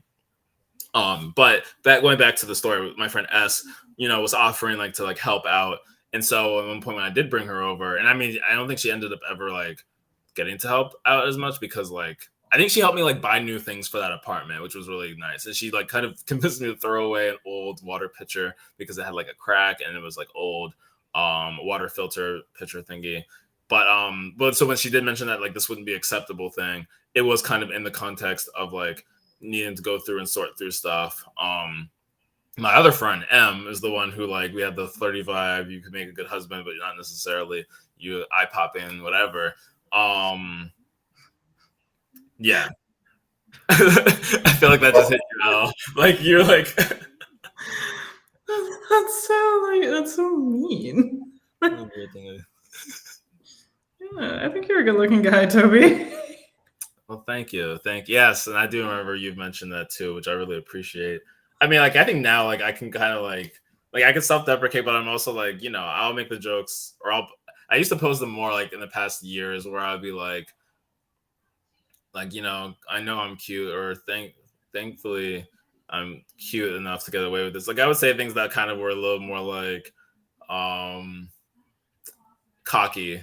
But like I don't know, it's just interesting. Like I think yeah, there's things I could do to kind of trim, shape up, whatever. But I think there's a lot of people who've been like, yeah, you can you just need to like clean up a bit, but like you're an attractive, like you're a good looking guy. Like, in fact, the same girl M, the one who said that sort of backhand thing, she was like, you're a good looking guy too. Like you were like, I'm so mad like you haven't gotten a haircut, you haven't got whatever, because like blah blah blah. And there's other girls in that same kind of community and friends where they're like, bro, like you could be pulling all the hose if you just like got yourself a makeover and all that stuff. And again, some of these girls are people who like had some interest in me at some point. So I feel like, clearly something's working for me. I'm not necessarily in these streets. I'm kind of, I don't know, semi-self. In the suburbs. I appreciate that. What was they say? You're not in the streets, you're in the suburbs. Yeah, I'm in the suburbs. I love it. I'm in the cul-de-sac. I'm in the cul-de-sacs. But that's an interesting one, Rocky. Like the average guy thing. I thought you were gonna say they want an average guy, and then they would like say like you, like something like that. Because then that'd be like oof, big oof. They weren't average. They're more self-aware. Girls go crazy. Oh yeah, I had to cut my hair short for all that. Like, what were the things that they were listing that weren't average? as I guess I could answer the question about like my expectation. Where is it? Like, I don't really know what brought him to like to even say that, but it like he had like a very like undermining kind of like kind of just like tone and way about him. And it took me like a while to like realize it. Because it was just like it's like when you get like a vibe from somebody and you're like, Mm. like this vibe is familiar. Where is this vibe from? Like who's this vibe from? Mm. I was like, oh. I was like, I remember like, and then it's like, oh, he's one of those. He's that guy. He just sucks. Like it just took me a long time to realize. So I pretty much just like just stopped talking to him once I realized that he just sucks. So Yeah. but like I don't know, because I feel like all the things I was like expecting out of a guy wasn't really like crazy. Like I've mentioned it on the stream before, just like pretty much a guy who can like take care of himself. Mm. Like yeah, pretty much like a guy who could take care of himself. Who's like just like on it. Like I think I've mentioned, um, like I don't want to be like some man's secretary. Mm. Essentially, like I don't want to like have like I'm the last of 7, so I have 6 nieces and nephews. I have a lot of birthdays to remember. Like if you can't remember like your sister's birthday or like your mom's birthday, like if I'm out here like every year being like, hey, isn't your mom's birthday coming up soon? Can you go and pick up a birthday card? And like I have to sit here and remind you every year about your own mother's birthday. Like it's gonna annoy me. Like if I'm gonna be here having to remind you and tell you to go to the doctor, tell Mm. you to go take your pills, I have to guess. like cook and like it's like you're just another child. Like you got to think about these things too. Like so that's what I'm talking about. And like he just like wasn't getting at that. Like he just wasn't like it just wasn't comprehending to him for some because like like if I've heard this from him and like another guy friend of mine where it's just like you know if you like so one of my friends on Facebook, like she's a mother of like 2, I think, and is married. And I guess like she keeps, certain things in order in the house. And her husband, like, not so much. So she took a picture of like this crumpled up piece of paper that was just like on like the bathroom vanity that's been there for like several days. And she like took a picture of it and put it on Facebook saying, like, this has been here for days. I'm sitting here wondering like when my husband's gonna notice it. And you probably may have seen TikToks of like that about like, like the mental load and the things that women have to kind of like think about, like, the kids' friends' birthdays, Mm. the bus number, the kids' teachers, the names of the kids' doctors, Interesting. sort of things. And like that's just things that like the dad just doesn't have to remember or they tend not to. And it's like, you know, so that's essentially like what my friend was getting at. And like, people were in the comments like, yeah, my husband's the same way, blah, blah, blah. And I was telling like, like my guy friend about that. And he was like, if it bothers her, she should have just thrown it away. And I'm like, yeah, I get that. Throw what away? Like the little crumpled up piece of paper that was on the bathroom vanity. Oh, that's okay. Gotcha. That's just been sitting there for days. Like he passes it and he sees it every day because he goes to the bathroom every day. Mm. And I get that. I get like it's a very easy thing to do. But if this is something that you're constantly doing, like you're constantly having to clean up after a grown adult human, like this, like I get it. Like I can get how that can be absolutely aggravating.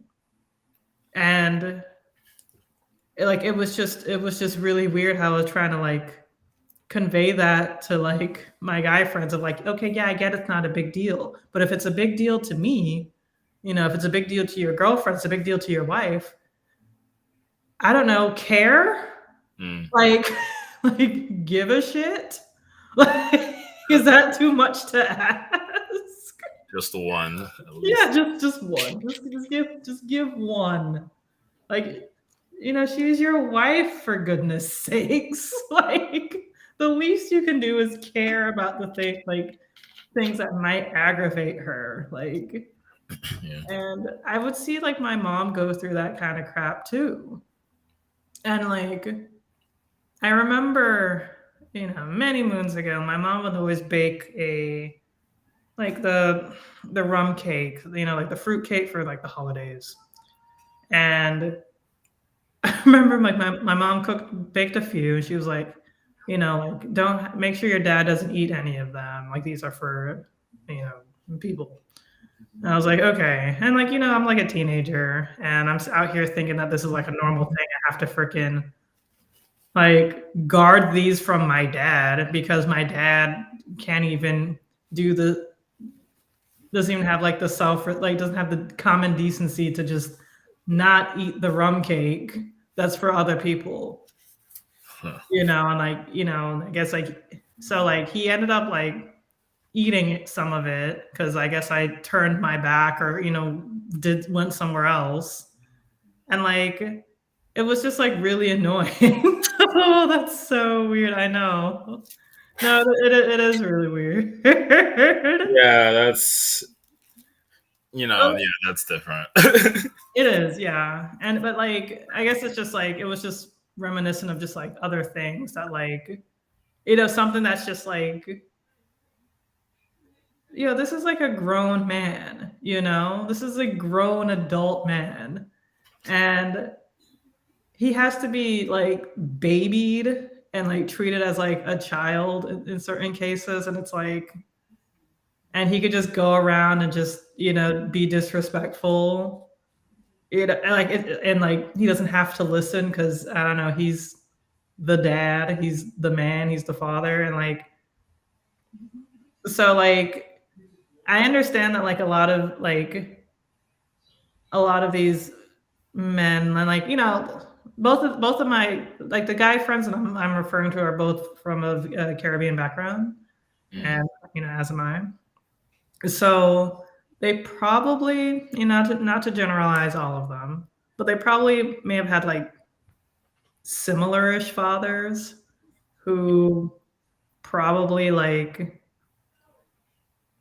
felt like they can kind of do anything when that's like not really the case. I'm sorry for like I know I'm generalizing a hell of a lot. Like, of course, this isn't the case for every Caribbean black man, but it's probably like a kind of like a similar upbringing in terms of like hierarchical relationships. So they probably just felt like, okay, well, like if she sees it as a big deal, she should just throw away the piece of paper that her grown ass husband left. Like, like and it's like you're not seeing like the little things. Like, that's I kind of like, no offense, Toby. I know you're absolutely wonderful and amazing. I do kind of wish like Ron was here because like, and we've spoken to Ron about this like a million times, like, and like how Ron just like gets it. he just gets it. Chad and Gil do as well for sure. Like they just know that like, okay, this is something that just needs to be done. But like there's like, I'm sorry for like generalizing, but like this is like it's just like when you're just asking to just be heard, that's just like too much. Like, it's just absolutely frustrating, especially when like person is supposed to be, your partner. Yeah. Like, can you just partner up? Like, I understand that you're doing a lot. I'm doing a lot too. But you're giving me more work when you could easily just throw away a piece of paper or like take the dishes out of the dishwasher and put them back. Because you're out here complaining like, oh, this stuff is easy. I don't know why you're complaining all the time. It's like, yeah, because you never do it. You know, like, yes, it is an easy task. It's very, you could see that it's an easy task, but how come you're not doing it? Did you guys hear about the soccer star whose wife divorced him to get half, but found out all his stuff is in his mom's name, so he technically has nothing? It's a wild situation with a lot going. I did hear about that. Oh, okay. No, I haven't heard anything about this. Yeah, I mean, that's smart of him, honestly. Like, I'm a firm believer of prenups. SL wanting to actually be her, that's just way too far over the line. Yeah, my expectations are just way too high. It's like, how dare I want a man to just listen? Silly me. If I just say, hey, this thing that you do can't, like, it bothers me. Can you just, like, I know it may seem like a small deal to you, but it's a big deal to me. Like, I just feel like I'm constantly cleaning up after you. Can you just, but I don't know. Some couples just want to like battle, and I don't know. I know that we kind of got into a weird tangent, and I wanted to talk about like more of like the power dynamic between, because like I feel like Black men are in an interesting place in this world as are Black women, and it's like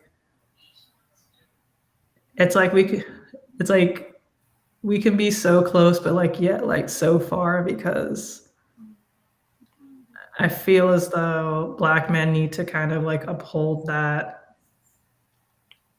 masculinity that's essentially been defined by white people, by like, white men, especially in this society.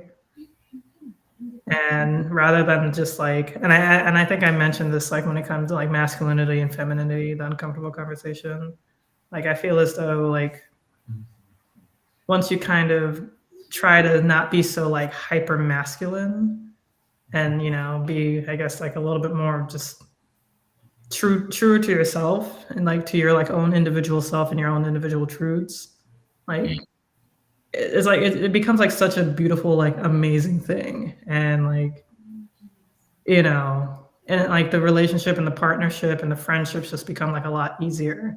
Black women as well, like I feel like Black women, we're kind of more so taught to be like hard, and like just kind of like on the defense a lot, and it's because like a lot of shit just like attacks us, and like we're just kind of used to never getting any sort of like empathy from like, anybody.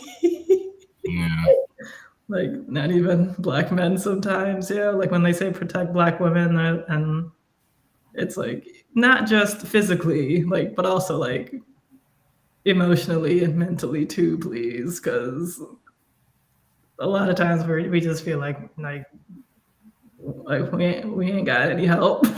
Right. You feel like, and listening and changing habits isn't that easy. I get it. It's true. It's not. But it's if you're getting into a relationship with somebody, things do kind of have to change. Mentioning my my bisexual friend who is Black too, my Black bisexual guy friend. He was saying how like when it comes to relationships, you sometimes like you really just gotta like like take your ego out of it a lot. And that's something that I'm learning too in my relationship. I'm like ego. Yeah, comes from understanding femininity, not running from it. Yeah, and also not. Yeah, exactly. And not thinking that it's like lesser than what pertains to women. Patriarchal Roman masculinity brought through Christianity. To be honest, hey, we said okay. You're right. You're absolutely right, Chad. Patriarchal Roman masculinity brought through. That's interesting.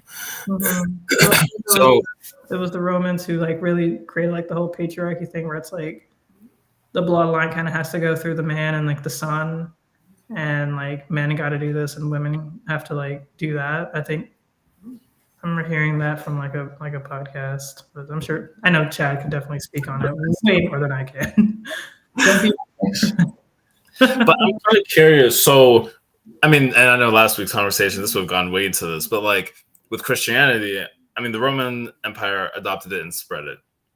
But was that not like that whole like idea of a patriarchy? Was that not there in the Roman Empire pre, I guess basically BC, before Christ and all that? Like, was that not a thing that many empires had before like the sort of rise of Christian imperialism?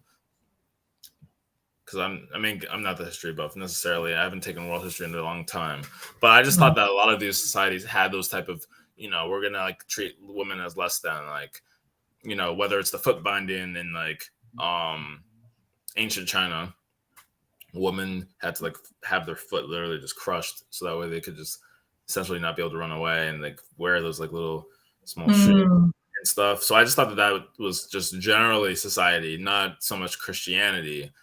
And then same thing with like maybe some of the empires that were whether African kingdoms are a little bit different, but then like looking at maybe the Tigris and the Euphrates River with like or even like Persian empires. I don't know. I mean, I don't know exactly how women were treated in all of those, but I imagine that there was a secondary role for many of them, even before the rise of Christianity. But I know that's a little bit of a tangent anyway. Yeah. I guess it's like, I know that if I recall correctly, I mean, I don't know, that's still kind of saying the same thing of what you were saying. But like women not having like any rights. I think like the wife had less rights than like the son. But like, yeah, I don't know. I can't speak on it. Tell me, patriarchies have existed for most of human history, at least since there's been gender roles. Oh, interesting. So it's kind of the other way around, that early Christianity was influenced by some of what these empires and structures already were. Especially through church that remained post-collapse in the West. Okay, interesting. Lord knows I need to do more, like digging into. So, because I always found that very fascinating, the early church and like kind of what is the canon? How did we even get here?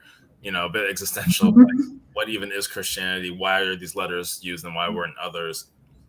But I cannot revive this conversation in full. But it is something that's very interesting. And I've tried to do my own research in it, and it points, and it always gets very confusing. Toby, sorry, this is going to be kind of random, but because I want to hear like your perspective as a male, like when you're in like a group setting, especially if it's like Black men and Black women, like have you noticed like any sort of like differences as to how like the Black men may treat Black women, or the Black women might treat the Black men, especially like since you're like in an engineering circles, or just any circles? So many circles, concentric circles, eccentric circles, whatever. So yeah, it's interesting because the engineering, that's a bit more of like maybe in the professional networking side of things. I mean, a lot of people, they've already become good friends, right? You have these Black women who are career people, Black men who are career people, and they're tight. Now, though, I could talk about this past Friday where we had a little gathering, and I had a friend who wasn't, someone, he could be a little bit, let me just say, thirsty. And so I know that he was trying to like talk to a bunch of women, and like, so sometimes you can be very handsy, very like, I want to talk to you. And I want to be careful. I don't want to be like too offensive, but this guy is from an East African country, Muslim, and sometimes there's certain Ethiopia? Sudan, I believe. Okay.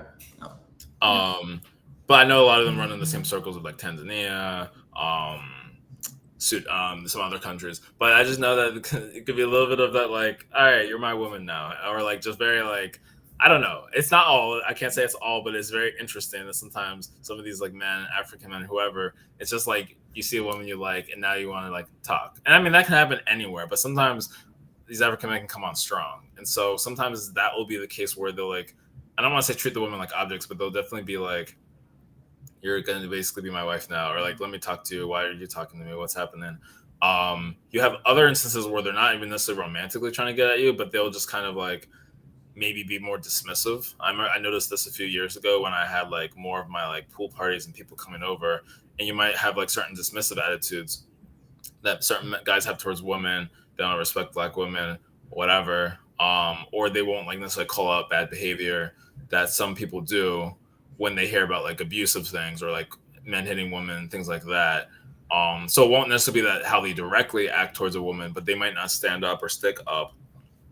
And sometimes I've been on the side of that where I've noticed something, maybe not in real time, but I've heard about it, and I feel like well, everyone else is also like not really saying anything, or they're not really like coming forward.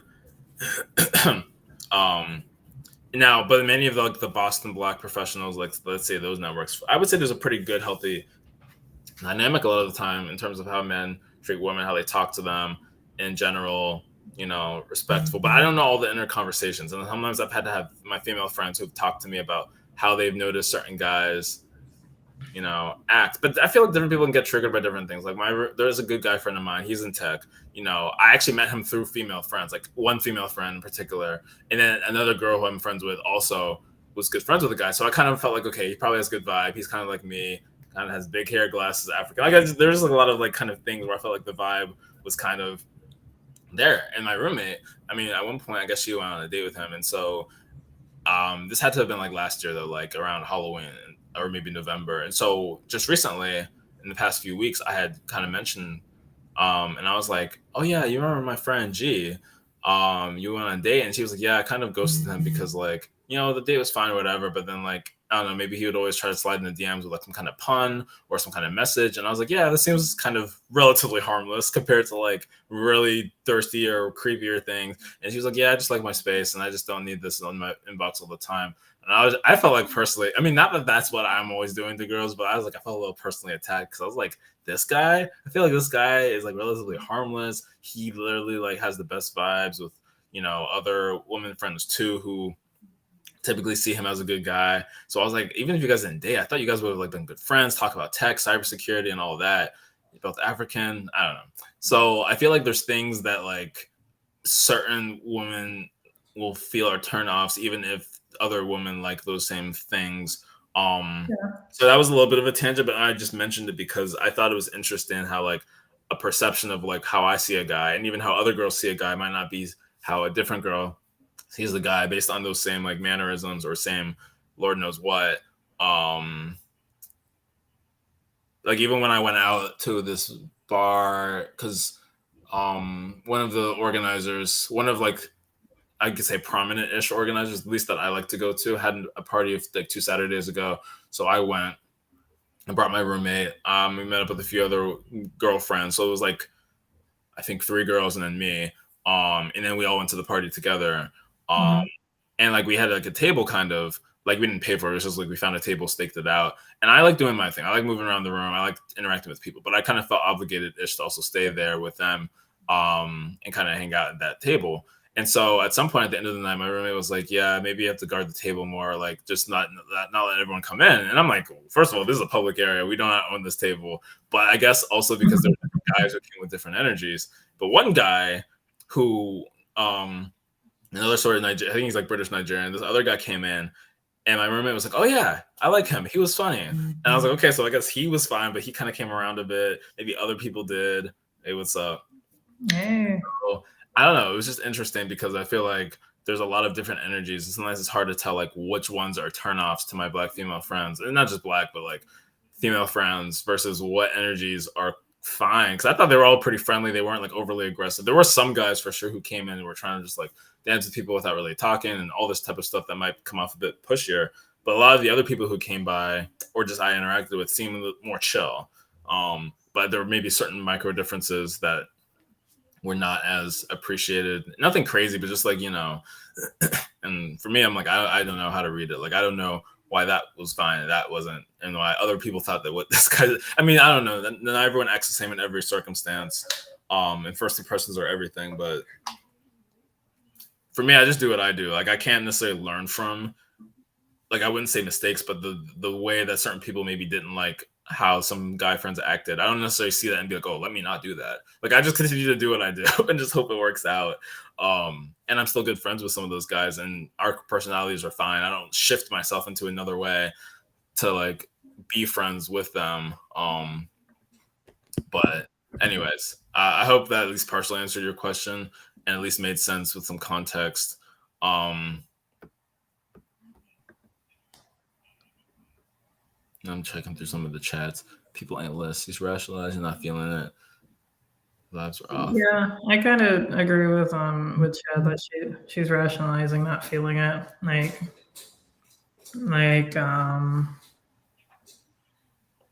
she's like, because I mean,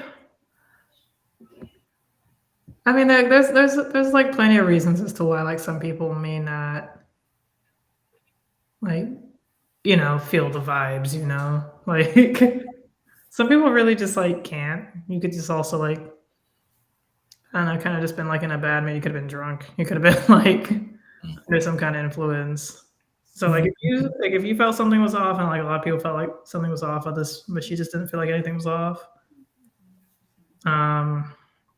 Also, she could be, she could probably just be kind of in a way like attracted to things that aren't good because it might just be something kind of like familial.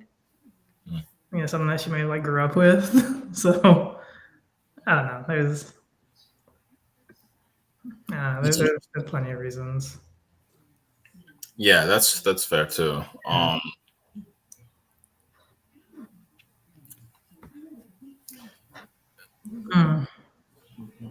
I guess like I was wondering if you ever like noticed how like if I know that you've mentioned before like you've had like guy friends who like would make fun of you because you've had like a lot of women friends and like they'll like either like call you gay or like which is weird or like think like oh you should smash which is also weird like like the girl simply cannot just exist in your life. She has to have like she has to fulfill some kind of role of some sort. Yeah, and that was something that I briefly thought of too, like when I was telling some of the stories, because I think even, or maybe I thought of it when you first asked the question, but I do remember there was a guy. I haven't seen that guy in a while, but he was mutual friends with some of the same friends that I mentioned, so probably birds of a feather flock together with some of the way that they see women. Like the one friend in particular who like the I guess Sudanese guy who's kind of like very like let me make you my wife type of thing. So I know that this guy, I guess I didn't hear from him directly, but I heard it from another girl who was a good friend saying like, yeah, this guy, why? Literally the letter Y, like to initialize his name. He's like, Y said, Toby, like you're, basically faggot. And I'm like, oh, okay. I'm like, all right. I mean, I didn't even personally, or no, he didn't say that he was. He was like, I wonder if he is because he has all these women friends around. And I'm like, oh, like, I'm not even offended by hearing that. I just thought it was very weird. Like, I mean, that sounds like a very drunk, like, kind of callous thing to say, but it's also like, all right, like, if I wanted to, sure, I could be out here. Even though the perception I think is already that I'm out here, but I'm really not like that. I'm like, if I wanted to be, I could be. So I wasn't really offended. Like, oh man, am I gay because I'm not like smashing all these women? What? If things happen, then they happen, but I'm not like pressed to make it happen.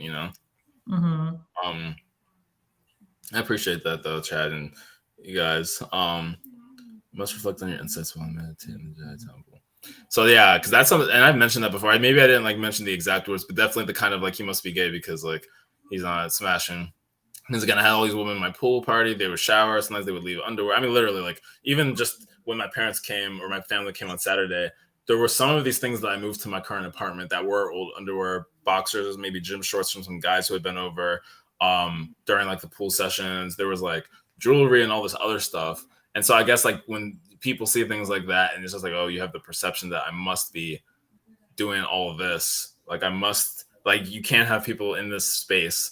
You have to have like, oh, he has all these hoes over. Like, he has a harem going on.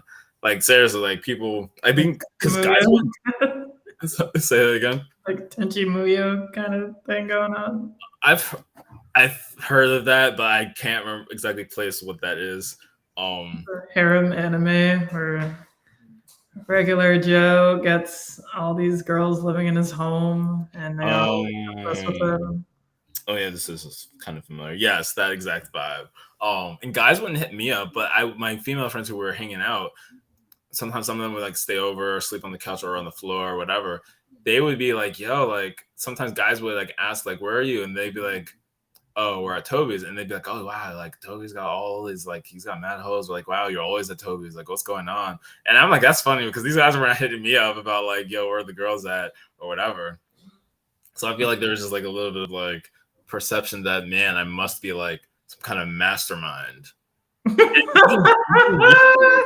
This guy I just saw a few Sundays. Oh yeah, so after that party on Saturday, I saw that one of those same guys who was kind of like, he was definitely he was interesting, like, and I know him, V. So I saw V the next day at a club in Lowell, and we were just chatting, whatever. And he's told me the same thing before, like early in the year or late last year. He was like, man, you seem to know all these women, like beautiful women, like you just know so many of them. And he felt like, he's like, I feel like, kind of dangerous. Like if I had a girl, I don't know if I would want her to talk to you. I mean, he was kind of semi-joking, but he was just like, man, like you seem to just know all these people, and like you just, like, anytime you're out, you just know like all the women in the room, which isn't necessarily true. Like especially like the other Saturday that I was out at that party, yeah, I did bring like 3 of them, and then there were some others that I knew, sure, but like mostly those were people who I kind of invited or let know. I didn't just randomly know all the women in the room. In fact, I didn't really know many of them in general. But yeah, I don't know. It's kind of funny. Don't be pressed for real. Yeah, it's like there could be situations, there could be things. Like I just feel like, I don't know. I talked to this one guy who I guess is like a dating coach. Like he was Boston based, and he had like these like, Zoom calls or things where he was talking about certain aspects of dating. And I was curious, so I tuned in. And there were like these one-on-ones that you could do. And I did talk to the guy. I think he was like a British guy, like, kind of, he had his way about like wordsmithing and all this. But he was basically like, was he white? Yeah, he was white. His name was like Tamir, so he could have been like partially like Middle Eastern or something. Okay, I don't know. Something. I think based on his name, like, I mean, yeah, he kind of looked whitish, but he also looked like he could have been Arab. I feel like he was kind of British Arab, but in any case, he was saying like, because when I was telling some of my story, how like I kind of felt like having something casual is interesting. I don't want something serious, but I feel like I'm also afraid of like, someone getting hurt, or just like me like leading someone on without me intentionally doing it, blah, blah, blah. So I don't really go out and date and stuff because I don't know where I'm trying to have a lead. And he was like, totally, like this is something that's very common and I see it in you. He's like, you're honestly a generally nice guy, and therefore you don't want to maybe like have something go wrong, or you don't want something to be misleading, blah, blah, blah. But he was like, sometimes you just gotta like, put yourself out there, blank, blank, blank. But it was also like, it would have been a bunch of money to have like signed up for this like kind of master class and like dating type of thing. There was even like a photography thing built in where you could like go get like professional photo shoots. Given all that it was, and the price was around like $600 to $900, I actually think that would have been a decent investment. But I was not looking for that at that time. It was also in the pandemic, so this was like summer, around the time when we started streaming. It was like summer 2020, and I was like, I don't really have the bandwidth for that either. But it's just interesting because I feel like, yeah, like I could really be out here, but I feel like I'm a little too reserved in some ways, and I'm like too conscious of what the negative effects could be. I'm not really like, I can't really be out here lying and like pretending that I want one thing. And sometimes I feel like I'm not honest enough to just say, hey, I see you. Maybe we can do something casual, because I feel like that's just a weird thing to put myself out and doing. And I'm like, I don't even think I have the bandwidth for something super casual either. So I just kind of like do whatever. Which usually involves not doing these women. Unless like rarely something happens. The thing about casual though is like it could be, it's annoying because it's like so inconsistent. Like some people really do just like have it like on their calendar, and like both people are just like in sync, and they could just do that, and it's of course wonderful. But like I tried it. I was trying to make something consistent with like this guy, and it was just like was like, hey, I work from home like this day of the week, and he's like, oh, cool, I actually have that day off. I was like, perfect. Nothing happened. Like it was because it was obvious he wanted like his weekends free. I wanted my weekends free too. I was like, you're Yeah. no. But like it was like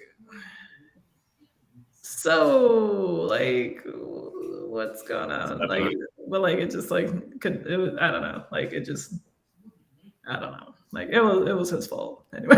Like it was like I'll just blame him. You said that was recent, or that was some like years in the past? Like I don't know, like not that long ago, but not that recent either. Uh-huh. Yeah, but yeah, like I don't know, casual. My therapist says that like romance. What's romance? Um, like my therapist says that like even if it's a casual relationship, someone always catches feelings.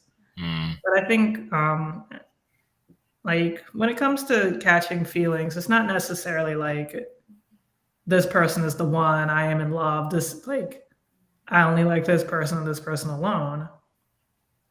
Like if like let's say like my therapist is right and somebody always catches feelings. mm, We also have to think of like the levels of feelings, like you can like I don't know, because something does like kind of change, something does kind of like happen, like a door is now open that can never like fully close, mm, in terms of like a relationship. Like if you're friends with somebody and you do think about and you do like take that step to have sex, like there really is like you can go back, but it's like it's going to be different. Like I wouldn't say someone's going to catch feelings, but like somebody is like the dynamic will shift. Like it may not be a huge shift, but like now something has changed. something's definitely changed. Yeah. Right. Like even if it changes 1%, that's still a change. Even somebody catches feelings just 1%, that's still something. Like, if like what my therapist says is true.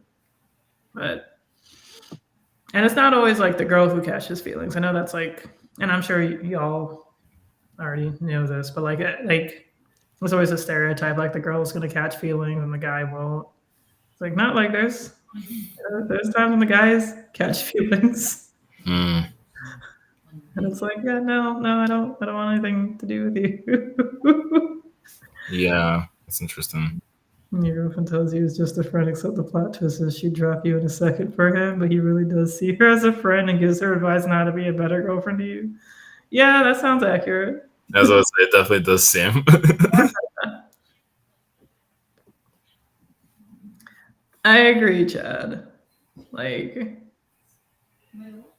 I agree. Because, like, when someone is, like, friends with benefits, it's like, that's not, like, your best friend, Like, that's not, Yeah. like,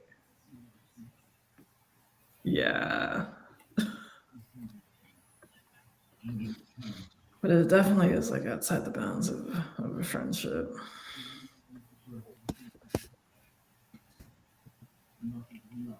I do, like, I know, like, after all this, I know that we spent a lot of time, talking more so on, like, the relationship aspect. And, of course, like, it would have naturally, like, come to this.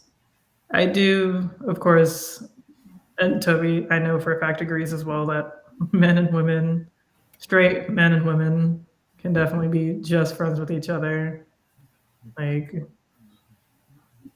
and it could just be that. Like, I know we didn't really delve too far into like attraction, like physical attraction. Oh right. Yeah. Yeah. But like, I don't know. I don't know if you've ever gotten to this point, Toby, with like a girlfriend, like a woman friend. But like, there's been times when I'd see a guy and he's like very attractive, but then like the whole wanting to date him feeling or like any sort of ish kind of just goes away because you just kind of get used to him. It's Mm, just like yeah, this is just what he looks like. And I don't know, like, so put it another way, like, I just kind of get used to his good looks. Like, and I just kind of forget that it's there, like my personal trainer, for example, like, reason why I went up to him and spoke to him and asked him to be my trainer partly is because he's very attractive. Like, I'm not blind. Like, he has a great body. He's a great face. He has a great personality. But like after a while, it's just like like that whole like maybe sort of thing it just like went away. Like there was a moment where like he did mention that, I mean he's like, he's like married now and like, happily. And like but he did mention like something like not like in a flirtatious way at all, but he said like, I'm a beautiful woman and stuff like that. And I figured that he probably thought that. Yeah. But and of course, like, yeah, it felt good to hear, because like, oh, hell yeah, attractive guy thinks I'm cute. Okay. Hey. Yeah, but like, it wasn't like, oh yeah, now's my chance. Now I'm gonna try. No, it wasn't anything. It was just like, it was like a compliment that just felt a little nicer than the guy outside of T-Mobile who complimented my dreadlocks today. Outside of T-Mobile might have been smoking hot too. No, I don't think he was married. Oh, this is literal. Okay, this is a literal situation. Yeah. He's attractive like a statue and nice. Yeah. Yeah. Like they're just like really pretty to look at. Easy on the eyes. Easy on the eyes, yeah. And my physical therapist is really hot.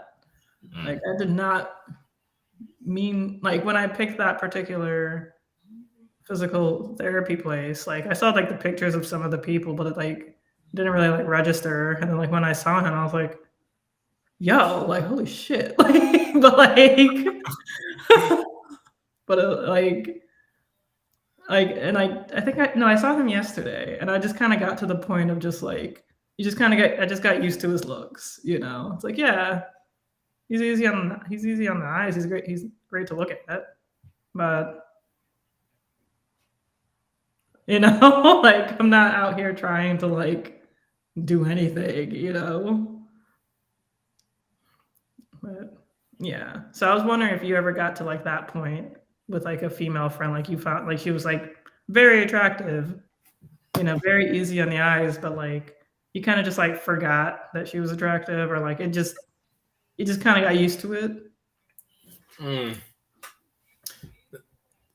I mean, maybe if there's someone who like I met and they're already in a relationship and we're good friends or they're married, that I already kind of like in my head put them out of that scope. Like, okay. Other people, maybe it's like, well, let me think. Let me try to think of it specifically like you're saying, where you thought, wow, this person is extremely, extremely attractive. And then over time, it's just like, I don't know. That's a good question. I feel like when I was younger, like high school, like I would have these pretty deep crushes, like just a few people in a year. And then like when I got to college, it was more shallow, like not shallow, like, oh, I just like them for the looks, but more like the crush intensity was a lot lower, right? So I feel like I'm trying to think of someone where I really like was like, whoa, this person is super attractive. It doesn't necessarily have to be like super attractive, but you like found like, she was like above average attractiveness. And like you were friends with her and like you'd probably just be like hanging out. Then like one of your guy friends would come and see you and like kind of talk and be like, yo, that girl's really hot, Toby. Like or says something, made a comment like that. Sure. And you're like, oh yeah, she is. But like, you just kind of forgot. Or like, yeah, that might have been the case with actually the one girl S who like was helping me organize my stuff. I mean, it probably comes across more as cute, but like around that time when we were hanging out, the summer 2021, I started bringing her around to more events and more people in that little area, because she didn't really have many friends in the area as a new transplant. So then my friends were like, "Yo, are you and that girl something?" I'm like, "No, we're just good friends." Like, yeah, like she's kind of interested. She's basically saying like I find her attractive, whatever. And there were multiple people who would pull me and be like, "And one girl you had, like she's cute, whatever." And I'm like, "Yeah, I mean, yeah." It's actually funny because in the past year on April Fool's, the two of us pretended to be in a relationship. It was kind of semi her idea. And I don't see her as much anymore. But we did get to talk at my little going away thing on Friday, which was cool. But like, I guess there's her. Like, there's always some people where it's like, yeah, people will be like, "Yo, your friend, she is whatever," or like, I have another good friend who, like, even my roommate, she was like, "Oh, she's cute." My roommate's a girl, so it's not like she was hitting on her, but she was like, "Yeah, that girl's cute." Yeah. And I'm like, "Yeah, she is attractive." And that's definitely a thing. But it's also like, yeah, we've been friends, we've talked. That you kind of like the attractiveness piece is kind of like second, right? Versus before we were really friends, maybe I'd be like, oh wow, this girl really is, attractive. And you kind of see her, even if it's not a deep crush, you kind of are like, oh yeah, this girl's kind of fine. But then over time, it's like, yeah, they're your friend, and so right. So you might get to know her, and you're like, yeah, no, I want to date her. yeah, that's definitely happened. Not even just because of like, ooh, some really crazy turnoff, but just like, okay, yeah, you've gotten to know them, and you guys are in different places, sort of, where it's like, I don't know about that. No, I get where you're coming from, and I do think I can relate to that. Yeah, I like how Chad puts it here. I know she's attractive is not the same as I find her attractive. Hard to split the hairs there for some. Yeah, That's interesting. yeah, that's very true. That's very true, and I think that's like why some people find it hard to just be friends with someone of the opposite sex, the gender that they're attracted to. Yeah. Like, yeah, because it's like what he said earlier about like he's attractive like a statue. It's like, yeah, it's like, yeah, you're easy on the eyes, you're beautiful to look at, like, but I'm not going to sit here and like want to date you simply because you are attractive, you know.